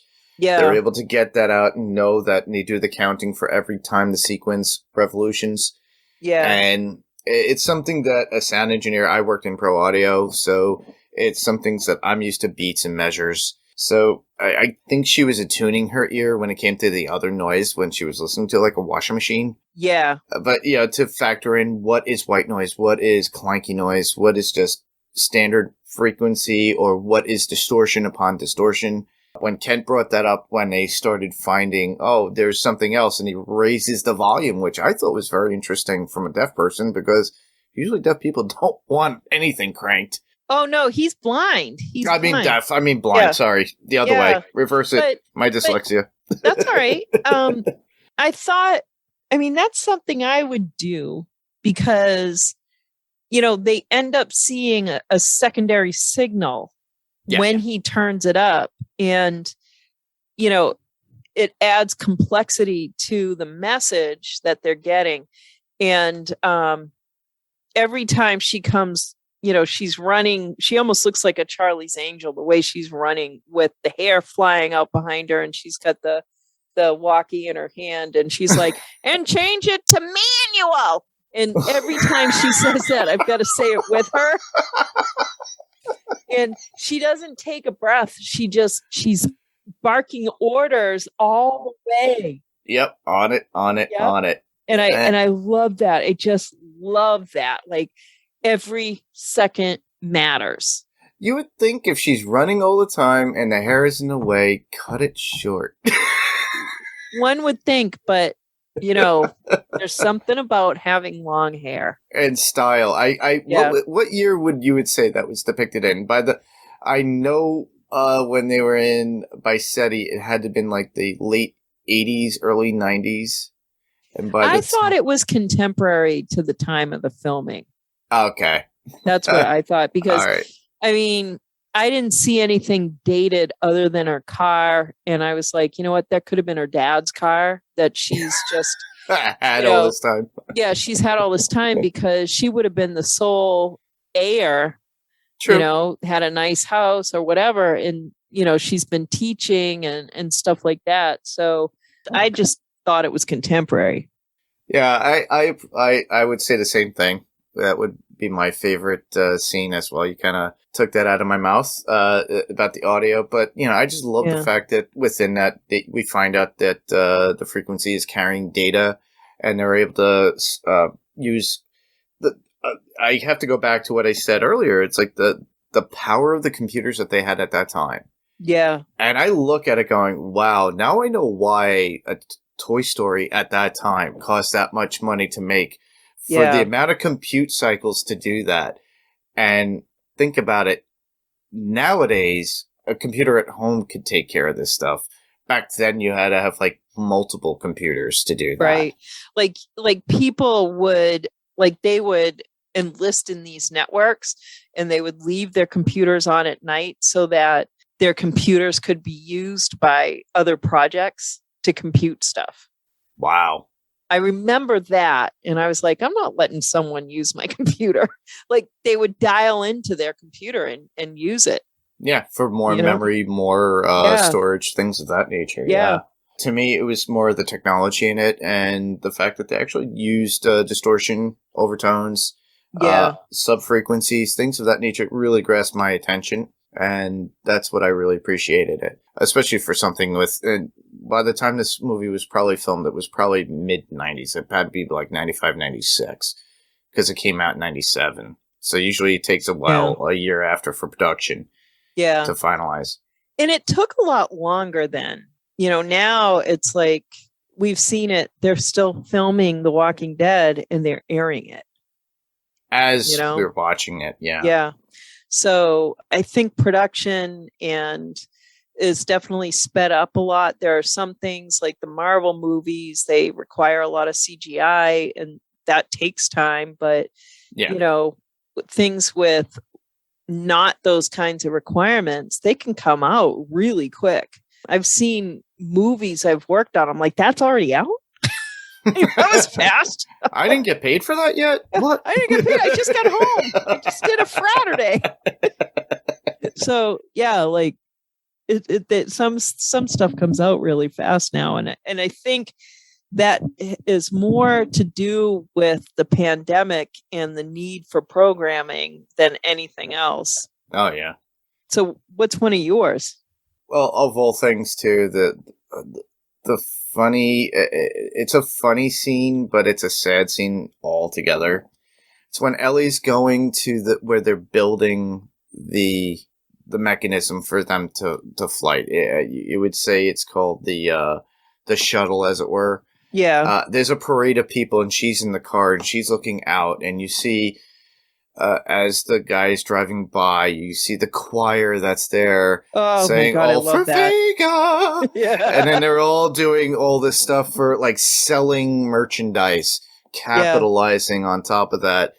You got people that are like saying they are vegans themselves. You have then you see Gary Busey's Jake Busey's character. Busey. Yeah, his character as the minister and preaching to the crowd. And he must have paid for a lot for that stage, too, because think about setting up in that stage and being pronounced and having a PA. Yeah, and exactly. getting the generator. So a lot of those people paid. It's kind of like an Area 51. We're gonna storm at Maruto or whatever, and everybody's out there partying their lights out, life off with the whole thing. But it shows how capitalistic sometimes we could be as people for a certain situation, and it's a sad commentary, but also it shows, and it was foreshadowing for that particular scenario for the flight with Tom Skerritt's character Drumlin. Yeah. And we knew something bad was going to happen because there are always those extremists out there. And I wouldn't be surprised. I got this on iTunes recently for like $6.99. That's the reason why I started watching it last week. And I was like, oh, I haven't seen that in a while. I'm like, oh, okay. Wow, good deal. Yeah. So I did that. But the thing is that it made me think about, okay, we have all these people just capitalize. And just like within certain movies, you get that foreshadowing moment. You know it's coming and it's going to be expectant. And usually it's like with these extremists, they're going to come out and they're going to be against and try anything that they can to make their point so that they're recognized. It's very much, we see it in everything on the news every day for certain scenarios. I'm not going to go into them because I don't want to like shake everybody's world or upset anybody, but it's a social commentary basically, and this had some of them within it, and one of them was that with the evangelistics, right? And then on top of that with the religion and science, and then on top of that with putting a woman down where she's got she needs to be heard, right? Those are the takeaways that I got from the movie. Yeah. Not to be too serious about it, but well, it's not really a lighthearted movie, but it's not super serious either, unless you're focusing on those themes. Yeah. You can't help but notice those themes. Yeah. Yeah, and it's one of those things that I noticed, and I'm pretty much aware, but it's something that I do enjoy for the fact that it's something to be admired based upon the prime character. Yeah. Which would be Ellie. And to show her and her motivation, and at the very end, with her not being heard. Right. Because they said we have like over 9 hours of recording 18. Of noise. Or 18. Yeah, it was 18 hours of noise. And they couldn't explain that. So that was literally fact, but they didn't want to tell that to the world. Yeah. I mean, it's that stuff that they hold back from us. Like if we only knew. Yeah. Well, every time we get something from the government, everything's got black ink over it. Yeah, exactly. It's like blacked out. It's like I see my name and then big black, nothing. I'm like, I lived it. Which memory is this? What did I do? Hold on. Get me a pencil and paper and a rock and yeah, exactly. Hold on, I got it because they had the impression from the pen. Yeah, exactly. Well, the typewriter at that time too. Oh my God, the typewriter. I kind of miss a typewriter. I do. Memory lane. Well, you don't want to do an old manual one. You want the old electronic typewriter. Yeah, that hum. When you turn it on and, and the keys. Yeah, I loved it. And loved the ball that was in it, the old AT&T ones. Yep. I had an old Corona. Anyway, one of my other ones is the end when she's teaching the kids at the VLA. And I'm a teacher, and you want to be able to capture the interest of your students, because she could have been dry and boring and the kids, not connecting with the kids, but she connects. I know it's scripted and the kids are being paid to look interested, but she connects with the kids, and it seems genuine, and it's just that star system that she sees in the hand of her simulated father when, she goes on the trip. And then she's sitting there in the canyon at night at sunset, and she picks up the sand and she has it in her hand again. And I'm like, it just makes me feel breathless, and just the possibilities like in her hand.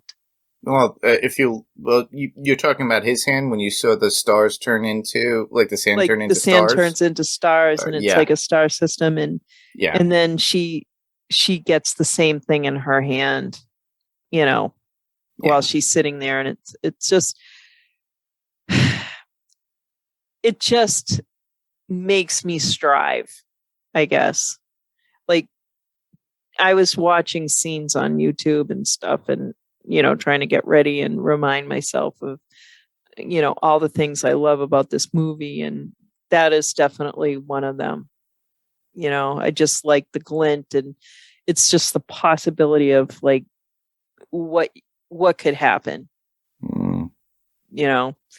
And I wish that this was something that was real, and that there were 18 hours of static, and because that 18 hours of static, when they break it down, much like the signal, they're going to find something there. Oh, yeah.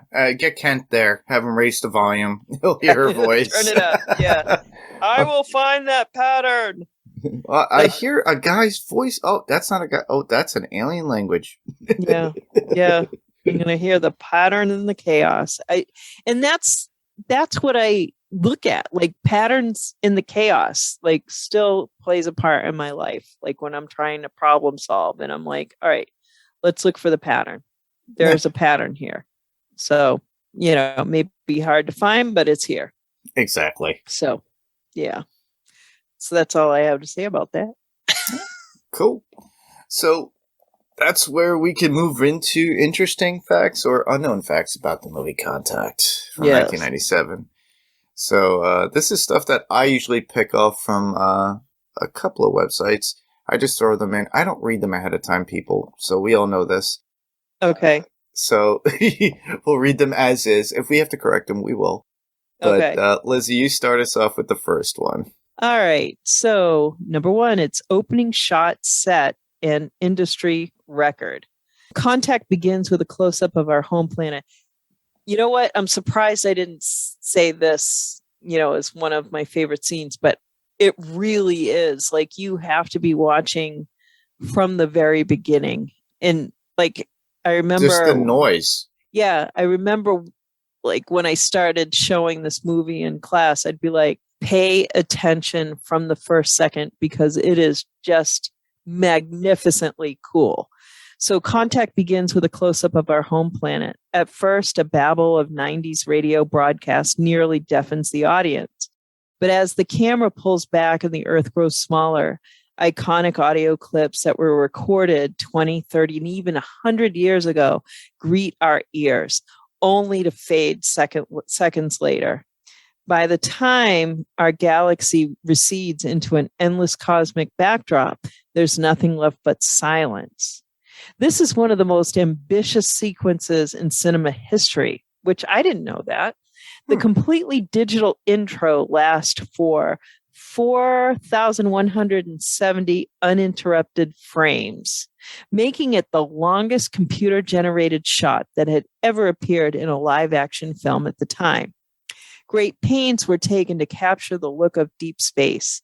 On the special edition DVD commentary, visual effects supervisor Steven Rosenbaum recalls getting started by gathering absolutely incredible Hubble snapshots of distant galaxies and stars and other interstellar phenomena.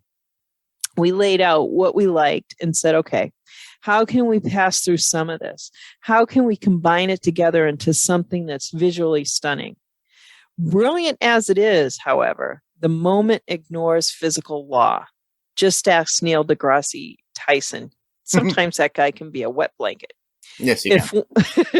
If one could really overtake the radio signals, he argued, you would hear them in reverse. Still, the good doctor acknowledges that, for artistry's sake, everything needed to sound intelligible. they couldn't have gotten it right and still had the scene work, Degrassi Tyson conceded. So they had to do it the way they did. I could have been fine without his opinion. Yeah, no. I haven't met him, but he had actually walked into the store once and met my friend. And he had to have a picture with him. I need a picture with you. I was like, oh, well, he's not really. Look, if he was so famous, so popular, and highly regarded, why would he have a YouTube channel? Oh, why wouldn't he? Why would he? Honestly, why would he? Is the real question. He's been on a lot of TV shows. Well, it's like Dr. Phil at that point. You're the Dr. Phil of the science community. I think of it in that regards. It's like, how real are you? Yeah. It's like, okay, you're Bill Nye now. Yeah. Even though Bill Nye is actually accredited. Yeah. There you go. But speaking about those the scenes, they say we didn't really touch upon it. All the clips were recorded 20 to 30 and even 100 years ago to greet our years, or even to greet the aliens. Yeah. We didn't really top on the first ambassador to the aliens. Apparently, that they got the image back was Hitler. Yeah. Oh my God. I love Angela Bassett. 50 million people died defeating that bastard, and that's the first thing that they see. It was the first thing that was sent internationally through satellites, and it was for the Olympics, I believe. Right. And on top of that, I think that when they sent out stuff to space, I forget what it was that they sent out, but it was a record album. Yeah, and I think some of that was on there too, and that was done in the 30s. What? If I recall. No, that record album was sent out in the 70s. Oh, was it?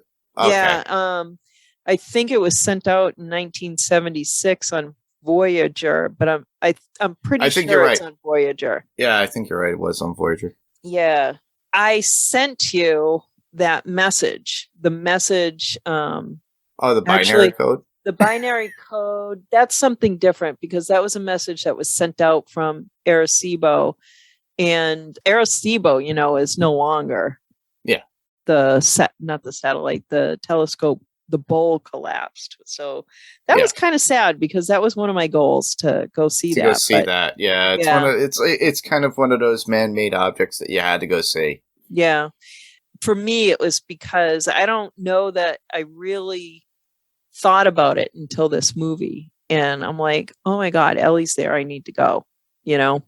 So I'm pretty sure that's why I wanted to see it. But yeah, Voyager, I don't know if it's out of our solar system yet. I know it passed Pluto. Been traveling. Yeah, it's been traveling. Then again, we're typical for leaving space junk in our solar around our Earth as it is. Yeah. So. But its job was to travel out of our solar system, to explore and we're looking at very dated technology in 1976. If anyone ever finds it, we've done so much in the last 50 years. Yeah. So they're gonna, it's like, oh, okay, but they jump and then they come back down and like, oh, wait, we thought you would have this technology. But I think they would have the knowledge enough saying, okay, it took them this long to get to our solar system. They're far beyond this. Oh, we came back. Well, we came to Earth. We found this thing called V'ger. Oh, wait. It's a bunch of apes. They speak. Don't even scare me like that. Don't even scare me. Hi, my name is Cornelius. This is my wife, Zero. Stop it. Because, I couldn't stand Charlton Heston. I just could not stand him. But I remember, I saw the end of that movie, maybe the last 20 minutes or something like that one night when it finally was airing on TV. And, it was on late night movie, Channel 5 in Boston would run movies at 11:30. And on the weekends after a certain age, I was allowed to kind of stay up and watch those. And I didn't want to watch that one. But I saw the last 20 minutes, and when they ever gallop up to the torch of the whatchamacallit, Yeah, Statue of Liberty. Statue of Liberty, I was devastated and I was terrified. I was like, oh my God, that's gonna happen. It was horrible. I felt so hopeless.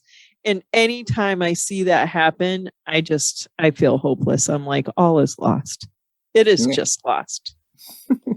So, yeah, it's terrible. It is.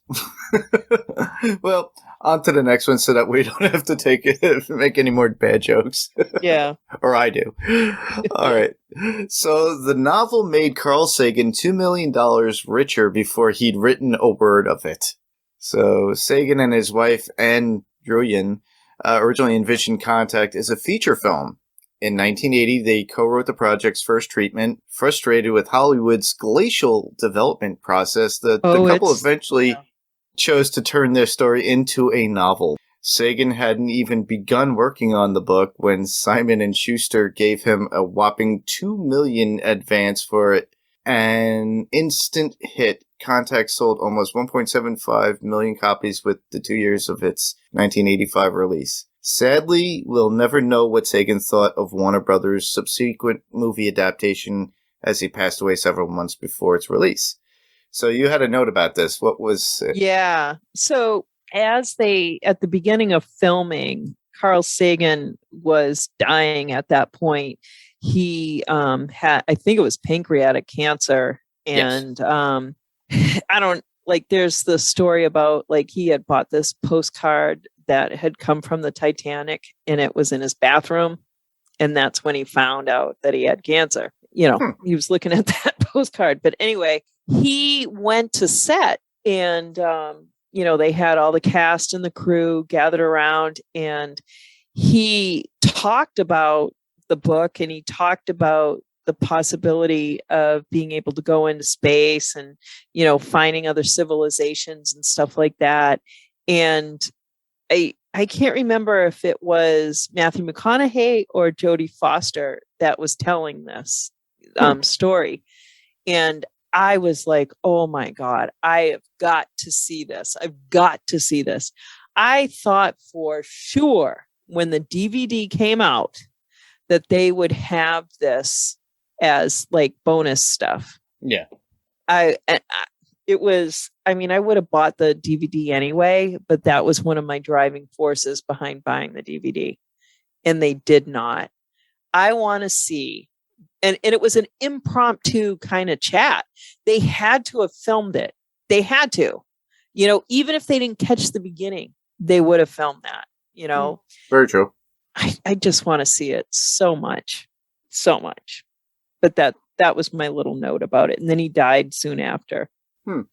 Well, if you listeners out there are keen on YouTube or finding video facts like that, please do send it in. Yes. Oh my God. We would love to see that. Yes. Oh, I'm next. The book. Yep, next one. Yep. Did you ever read that book? No.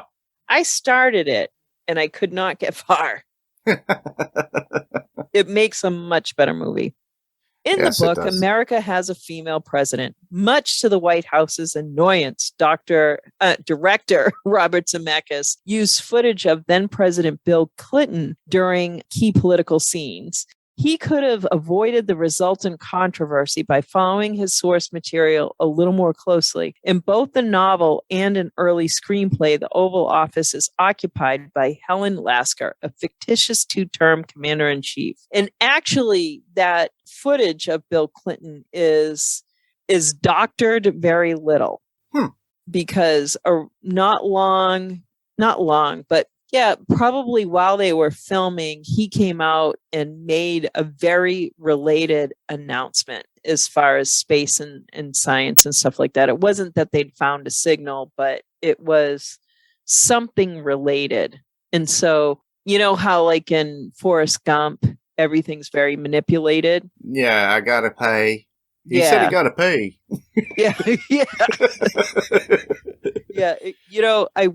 I had pulled up. I was going to the Walking Dead rap party, and I'm not trying to name drop. I was just like, sometimes I get nervous and I go right into my Boston accent, and I'm trying to talk to the guy because like I needed special parking because I was working the party. So I needed particular parking. So I go up to the guy and I'm like, hey, I'm here for the party. He's like, what? I'm like, the party. I'm here for the party. He's like, you need to go potty. I'm like, no. So like, no, I am here for the party.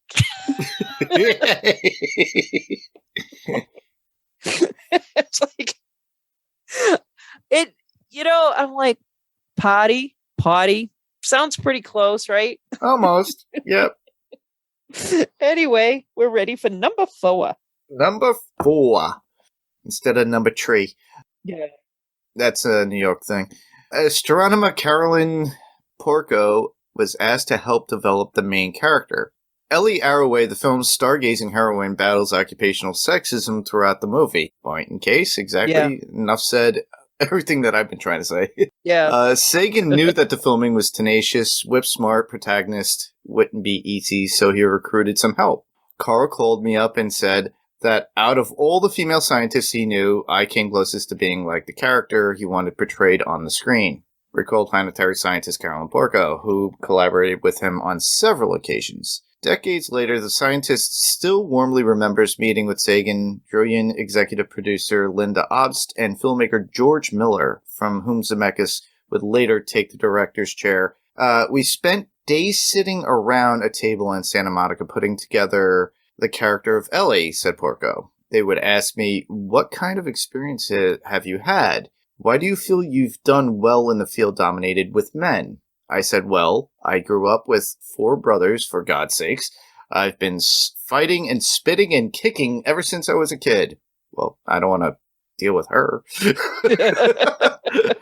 In her own words, I think it's Porco, was brought on to lend authenticity to Ellie's experiences in the movie. Naturally, when Jodie Foster became Contact's leading lady, Warner Brothers wanted the pair to meet. Though this never happened, Foster did touch base with Jill Tarter, an astronomer who, like Arroway, has spent her career scouring the universe for traces of intelligent life. Well, it's nice that they had somebody that they had kind of loosely based it on to give that feel. Yeah.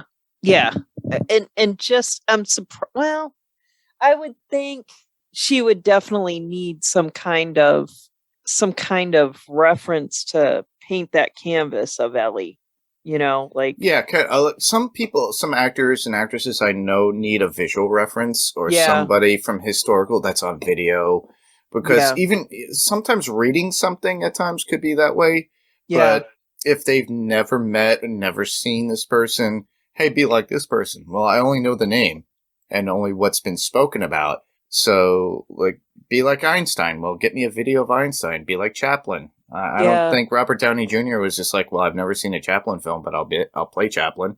Yeah, I've never seen one. What, Chaplin film? Yeah, I've never. Oh, wow. You're missing out. Those are great films. I had to take that in film study. Oh, geez. It's like I go back pretty far, but like the silent era just doesn't do it for me. No, I'm very much interested in that era. It's very interesting. When I had to take it was movie noir, and we had to go through all those movies, and I really loved that class. It was community college too. And I think if I had that same experience, I'd probably see the value. And as a kid, I didn't want to read it. I love to read, but I want to read in my movies. Oh, okay. Yeah, I could see where you're at with that. Yeah. It wasn't until my late 20s, that I started getting into something like that. But then again, I'm a fan of classic horror films as well. So with Phantom of the Opera, the original Frankenstein that Edison had done, things of that nature, those are amazing to watch because that's just classic movies and horror at that point. Yeah, I think because like Channel 56 in Boston would run double features all the time. and they would have the old horror movies like that. And some of them I really liked. I couldn't tell you what they are now, but the more classic, like Bela Lugosi characters, like the original vampire and the original Frankenstein and, Bride of Frankenstein. Like, I watched a lot of movies when I was a kid. Back then, you couldn't really say, like, I love TV. Yeah. Like, you weren't supposed to love TV, and I loved it. It rotted your brain, according to our parents. Exactly. But I also loved to read, and, in movies and in books, like, you can get lost and travel and learn things. And that's what I did. But it wasn't until maybe 10 years ago, or maybe it was 10 years ago, I finally came out on Facebook. I came out and I was like, I love TV. I don't care who knows it anymore. I don't care who knows it. I kind of teach some of those kids that are on there, but yeah. Well, no, back then I didn't. Back then I didn't at all. I was just I kind of like, I can't remember what. Oh, Kevin Malone on The Office. Like I was watching a rerun the other night, and he was like, well, if it's Friday, it's The Ghost Whisperer. And I'm like, yep, me and my cat every Friday night we'd just sit there watching The Ghost Whisperer. I'd come home from having, taught all week, and like I literally would have like a day and a half off a week from teaching, because it takes that much time. So to catch up with old TV that you missed throughout the week because you're too busy dealing with grading tests. Oh no, I didn't miss TV during the week, because you grade and watch TV at the same time. Otherwise, but like you can't 100% focus, but like I, come home from school, correct papers until I just finally would go to bed or whatever, but the TV would be on and my desk faced the TV, so that I wouldn't miss anything. But, from the time I got home Friday and then all day Saturday, it was constantly on. I was like, this is me time. But then when in 2010, when The Walking Dead came, I had 2 hours on Sunday nights. I would grade, I would plan, I'd do everything all day Sunday. And I would tell the kids, I'm like, after 8:00, I am unavailable. You email me about something you need for tomorrow, you are out of luck. I am not going to respond. The Walking Dead. And then it would get a slideshow. And that's how I would start Monday's class. The recovery from watching The Walking Dead. I would recap. So that was I miss doing that, but the rest of it. Are we ready to go on to number 5? Sure. All right. George Miller was set to direct the film. I don't know who that is, but anyway, he was the man that brought you Babe and Mad Max. Could you imagine any two films more different? Exactly. He spent a year working with Sagan on Contact. He ultimately left the production when Warner Brothers decided to take the film in a safer new direction. I wonder what he was doing. It was clear that they weren't prepared to do the movie that I was interested in making, Miller said. What did he have in mind? Well, in 2015, Miller told Collider that while he's never actually seen Zemeckis' version of the movie, oh my God, that would totally be me. He has read the script and feels like it needed much, much less force-feeding exposition. The filmmaker likened his own interpretation to Christopher Nolan's Interstellar. Ooh. Well, you know what? Thank God he didn't direct it.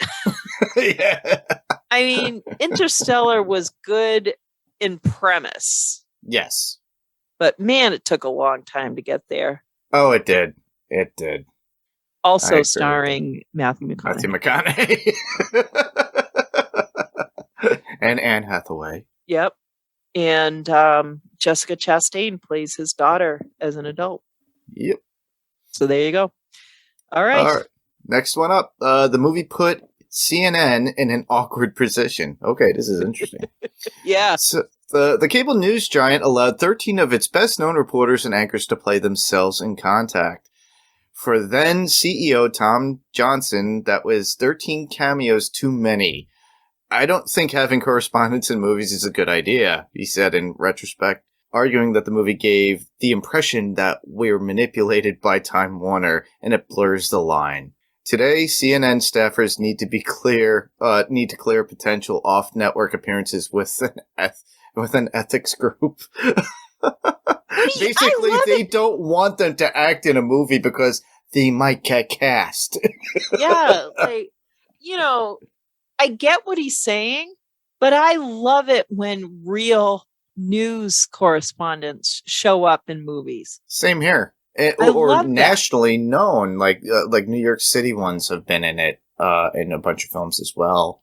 Yeah, and they're very well known because nowadays you could go on your Apple TV or Roku or whatever, and you could put in whatever location and watch that news in that area, so you could figure out. It's like, oh, I know that news anchor. Yeah, I mean, I think it just could bring more eyes to your program. So, but Yeah. I love it because instead of taking you out of the movie, it just roots it deeper. And that's what I love about it. It kind of gives you that feel of almost realism. Yeah. Yeah, I don't know what Tom Johnson was thinking. I guess he wants Ron Burgundy to be in there. Oh my God. See, that would be awesome. But if he was in Contact, I couldn't have taken it seriously. No. So. Scotch. Don't look. Oh. Yeah. Ron Burgundy wasn't even born yet by then. I know, right? But still, Next one up. Matthew McConaughey refused to deliver a certain line. Late in the final script, McConaughey's character, a self-described man of the cloth, without the cloth, wink, wink, named Palmer Joss says, "My God was too small." Though Droyan, I'm not sure how to pronounce that, really liked this line, McConaughey called it sacrilegious and wouldn't say it. Later on, the two talked at length about faith and became good friends despite differences of opinion. What do you think about that? That line, I think that would have fit. What do you think? Given, if he turns around and he believes what Ellie was saying about her experience, Yeah, I think that line would fit. it would. For the fact that you're talking about my God was too small. Yeah, he couldn't imagine it. Well, yeah, if you think about it, it's also being aware of the galaxy, the universe itself. Yeah. We're a molecule in this infinite space that's out there. Oh, you're being too generous. I don't even think we're a subatomic particle.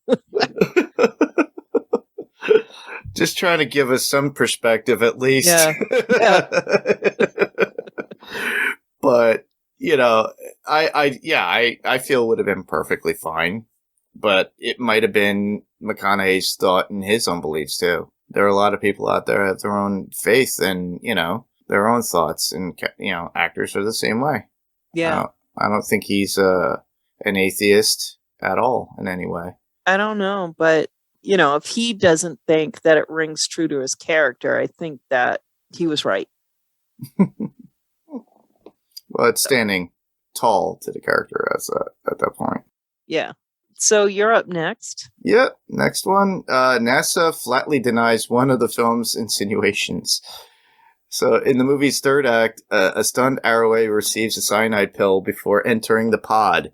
According to Zemeckis, Sagan swore that this is just in case practice was observed on every single NASA mission. However, Apollo 13 veteran James Lovell has dismissed this idea, writing, "Many people have asked me, did you have suicide pills on board? We didn't, and I never heard of such a thing in the 11 years I spent as an astronaut and a NASA executive." Bullshit. Yeah. I can't, honestly, I can imagine that they cannot speak about that, and he's so old school, he's never going to let that drop. It's not like he's going to get fired because the guy's probably in his 80s. Maybe older. I mean, that happened, was that 70? 76, I think, was I it? think it was 76. We'll have to ask Tom Hanks. Yeah, I don't remember it. Yeah, exactly. He was there. I mean, that's another movie that I would show in class. Like Apollo 13, Contact, and Welcome to Mars were 3 movies that I would show all the time. Not all the time, but those were my 3 go-tos. But even before I started teaching astrobiology, and basically Apollo 13 was because I liked it and they used a slide rule and I was teaching math. So I was like, see, they did all this on the fly. The fly, and they used practical stuff that was on the ship too to prepare. Yeah. They MacGyvered it. I loved how like they had to solve. I love the whole problem solving stuff. Yeah. And realizing, all right, if we use the moon's gravity, we can gain the momentum and save some fuel in order to get back. And I just love that. But they had to have had some kind of suicide pill on all those missions. Well, think about it. They're on a rocket. Yeah. On a rocket, literally, that could explode. You know, a lot of that's what these ships are, literally rocket. You're on a ton. They said it in Armageddon. I forget. I'm like, we got 3,000 gallons of rocket fuel that could blow us up in a heartbeat. Yeah. You know, obviously, come on. It's like, and if you get stuck up there, what are you going to do? Hold on. I'll lift up my mask and be frozen in time. Yeah. Like, you know, I mean, at least they would have to have that option. Yeah. You know, to like die slowly or die quickly. You know, I can't imagine that they wouldn't have it. To me, that doesn't make sense. Doesn't make sense either. I think it's something that's real. Yeah, very real. So, number 9, Ellie conducts research at a facility that's actually been used to initiate contact with aliens. Ellie and Palmer first meet near Puerto Rico's world-famous Arecibo Observatory. In 1974, the site's radio telescope aimed a search for extraterrestrial life, SETI, message at a star cluster that resides some 21,000 light years away. Using binary code, this powerful broadcast described DNA, the human body, and our solar system. Don't expect a reply anytime soon, though. It won't reach those heavenly bodies for another 25 millennia. Now, I sent you that message. I sent you a picture of that message. Yeah. And basically, if you take, you could take a pencil, and if you color in either the zeros or the ones and just color those in, you will see the message played out in front of you, which is really cool. This was something that was part of my lessons, and the kids got really hooked on it, but we got a smaller version of that, and, they colored in red, and of course you put them into groups, and I'm like, decode this message. And when they first see it, they're like, what? Because it's 0 and 1. Like, it's intimidating, Wow. And even when I saw it, it was intimidating. But once you start coloring it in, you clearly see that, they've got DNA. So it's the double helix. Then you see a human body, and then they show you the solar system, and they emphasize that we're the 3rd planet from the sun. The sun. Yep. And I loved it. And, it was one of those great lessons that we had. So the other place that I wanted to go because of Ellie was the Very Large Array in Socorro, New Mexico. And as a teacher, when I was in school, I could apply for these summer programs, and you would go and do research. And so there was one for through the National Radio Astronomy Observatory, which Arecibo was part of, the VLA was part of, and then Green Bank, West Virginia was part of. So I applied to the VLA, of course, but they weren't taking anyone that year. But Green Bank was, and I got picked to go. And I was one of 3 teachers. And my science project, or the project that I was working on, was to try to find prebiotic molecules in the Taurus molecular cloud.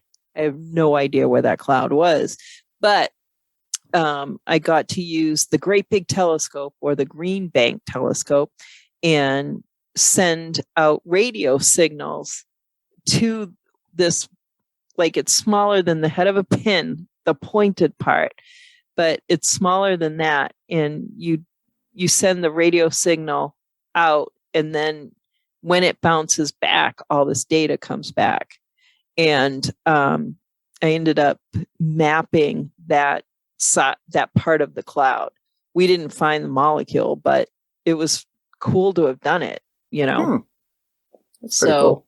Yeah. But the cooler thing was that where we would eat lunch sometimes, there was this room, this old meeting room, because this place had been built up anyways in the 60s. And in the late 60s and the early 70s, you had Frank Drake there. You had Carl Sagan there.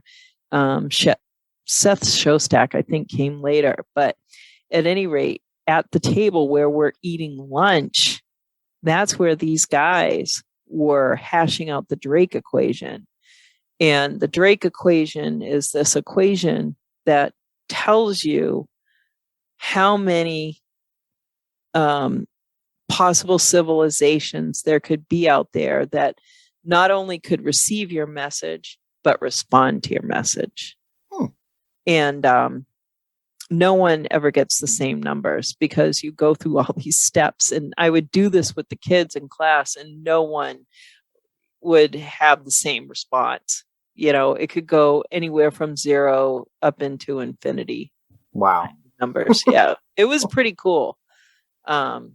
But I was like, oh my God, a lot of, like, the furniture in the houses we were staying in was old office furniture from the 60s.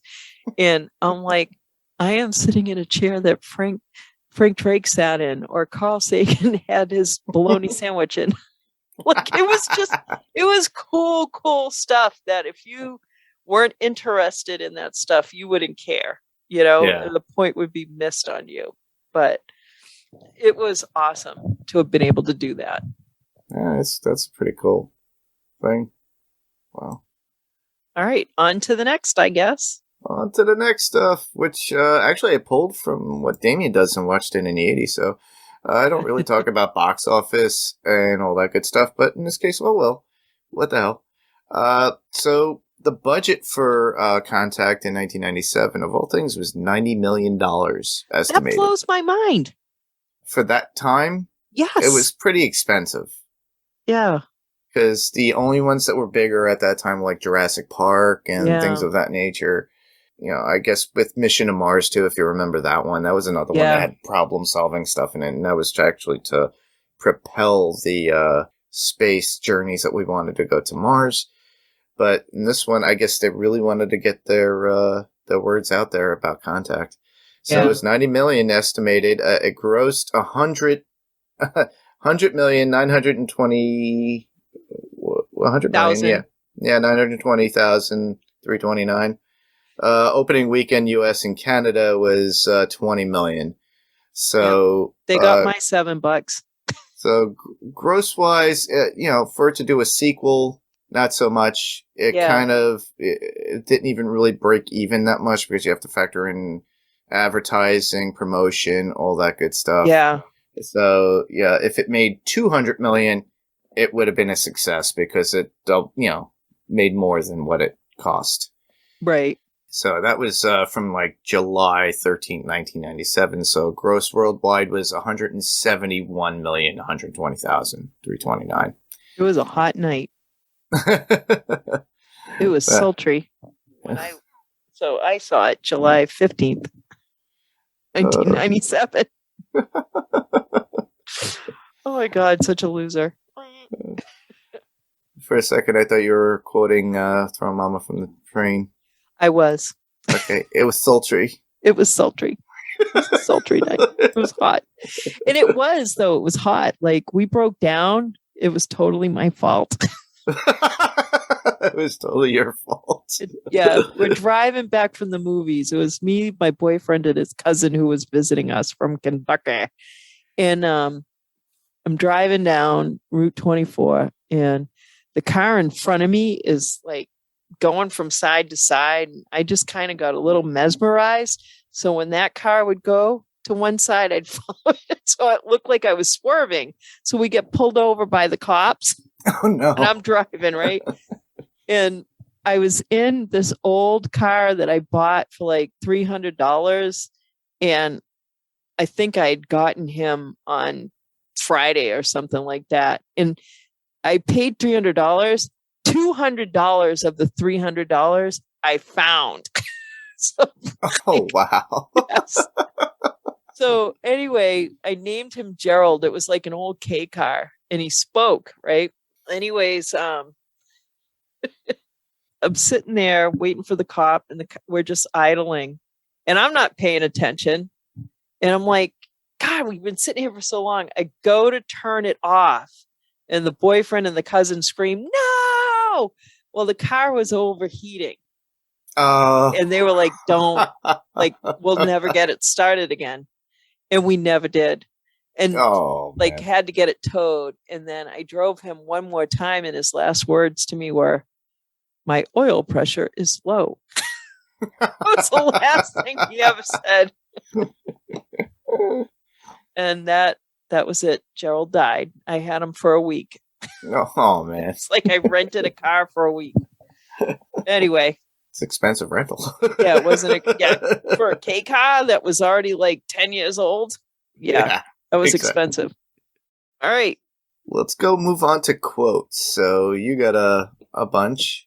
Well, I figured, let's see, my favorite, and I still say this every once in a while, okay to go. I'm okay to go. You know, are you ready? Yeah, I'm okay to go. I'm okay to go. Diana, our friend Diana said that on Facebook when I posted it. Everybody was like, okay to go. Okay to go. Yep. I love Diana. Everybody remembers that. Yep. Okay to go. Yeah. And then, of course, if it's just us, it's an awful waste of space. But I figured you and I could act out this next part. If you can play Rachel or you can play Michael. So, okay, I'll say Rachel. You want to be Rachel? Sure. Okay. Go ahead. Okay. I assume you read the confidential findings report from the investigating committee. I flipped through it. I was especially interested in the section on Dr. Arroway's video unit, the one that recorded the static. Continue. The fact that it recorded static isn't what interests me. Continue. What interests me is that it recorded approximately 18 hours of it. That is interesting, isn't it? I just love that conversation. It is interesting, isn't it? Yeah. You have to have the inflection. Yeah. But yeah, when he says that, James Wood says that, it's just like, okay, you are a bastard. Yeah. But that little exchange, to me, it just said to me, there is so much in our government that we don't know. And it's hidden from us. It's kind of when you watch National Treasure 2. Yeah. And, Nicolas Cage has the president in the cave, they're alone, and yeah. he goes, "Oh, I could use your expertise in this thought on page 3. He goes, "I have a thought." Like, all right, Mr. President, show us those things without the blackouts. Yes, exactly. Like someone said it right after Trump got elected that if there were extraterrestrials, he would have told us. And he hasn't said anything. And I'm it's like, because he is one. Maybe that, there are a couple of people there. I'm trying to think, who was I just looking at? Someone I was interacting with, and I'm like, oh my God, she's an alien. I know it. Like, there are just some people. Yeah, I know the feeling. Yeah. I just thought that was like the first thing. It was like the first thing you could easily say just to upset somebody. It's like, he is an alien. What? Yeah. You never know these days. No, you don't. You don't. So my other thing that I really liked was the alien that was Ted Arroway. Oh, yeah. I think I have this too. Cool. You read really? it. Yeah, go ahead. You read it. Okay. And I just like the way he delivers it too. He's like, you're an interesting species, an interesting mix. You are capable of such beautiful dreams and such horrible nightmares. You feel so lost, so cut off, so alone. Only you're not. See, in all our searching, the only thing we've found that makes the emptiness bearable is each other.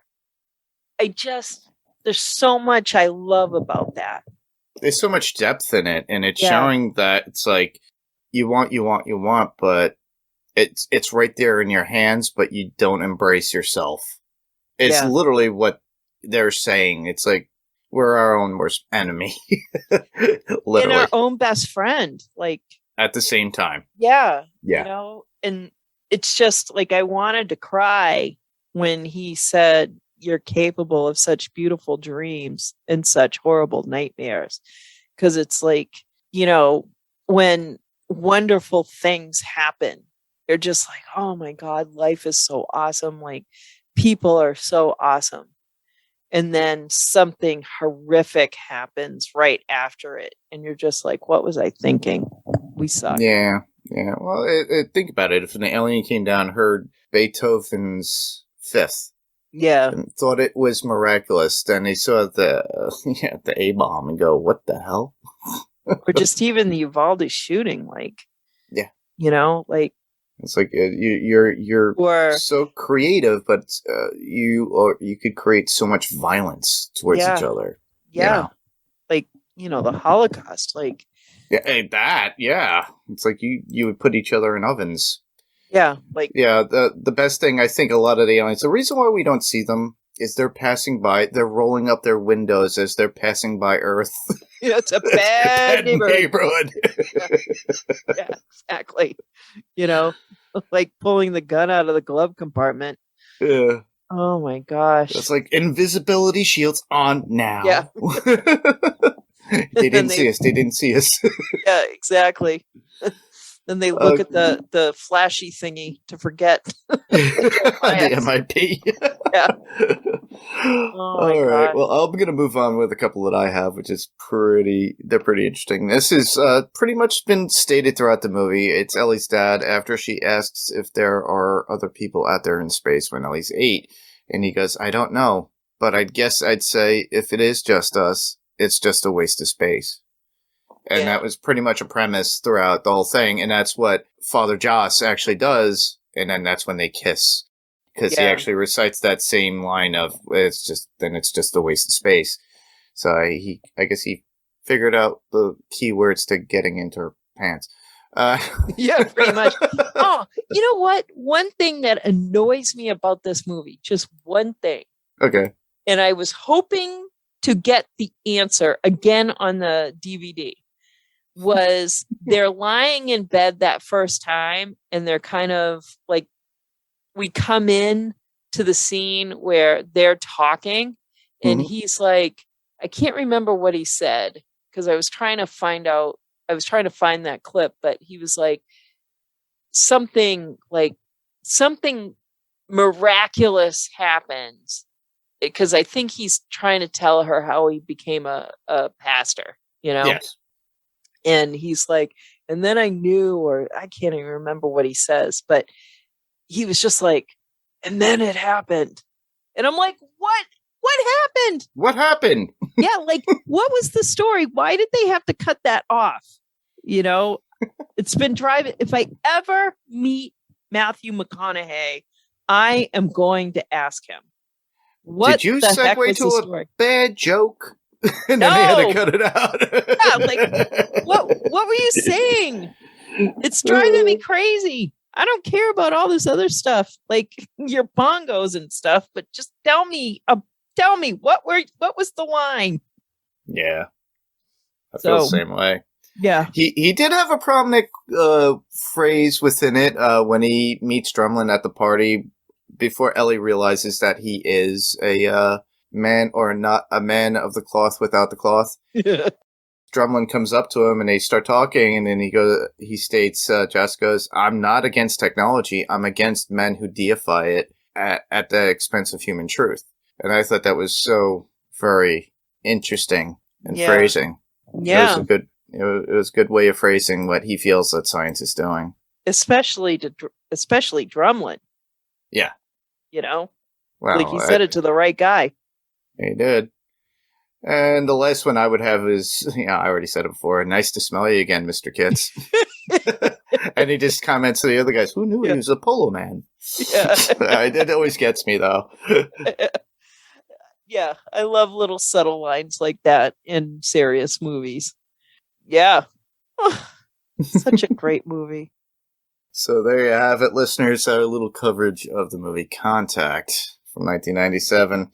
Obviously, if you're still listening to us, that means, you weren't spoiled because you actually did watch the movie. Yeah. So if you still are here and you haven't watched it, go back. It's 2.5 hours. Keep that in mind.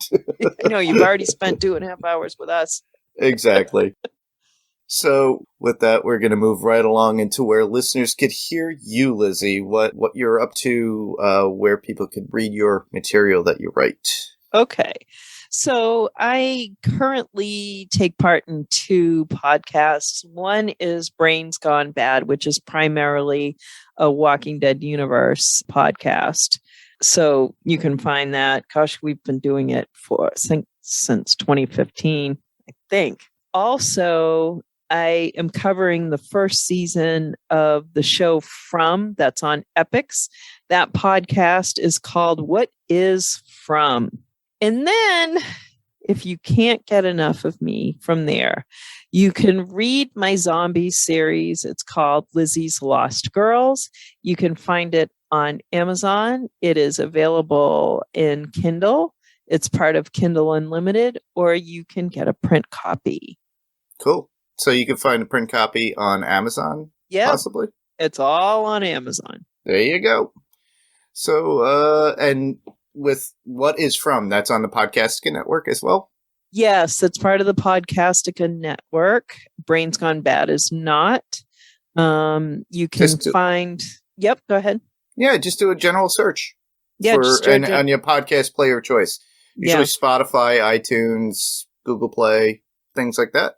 Yeah, I get all my podcasts on iTunes. There you go. Yeah. So, well, with me, where you guys already know, you can follow me on Panels to Pixels, and that's on the Next Level Online Radio Podcast Network. Obviously, we just cover comic books adapted to film, TV, anime, what have you.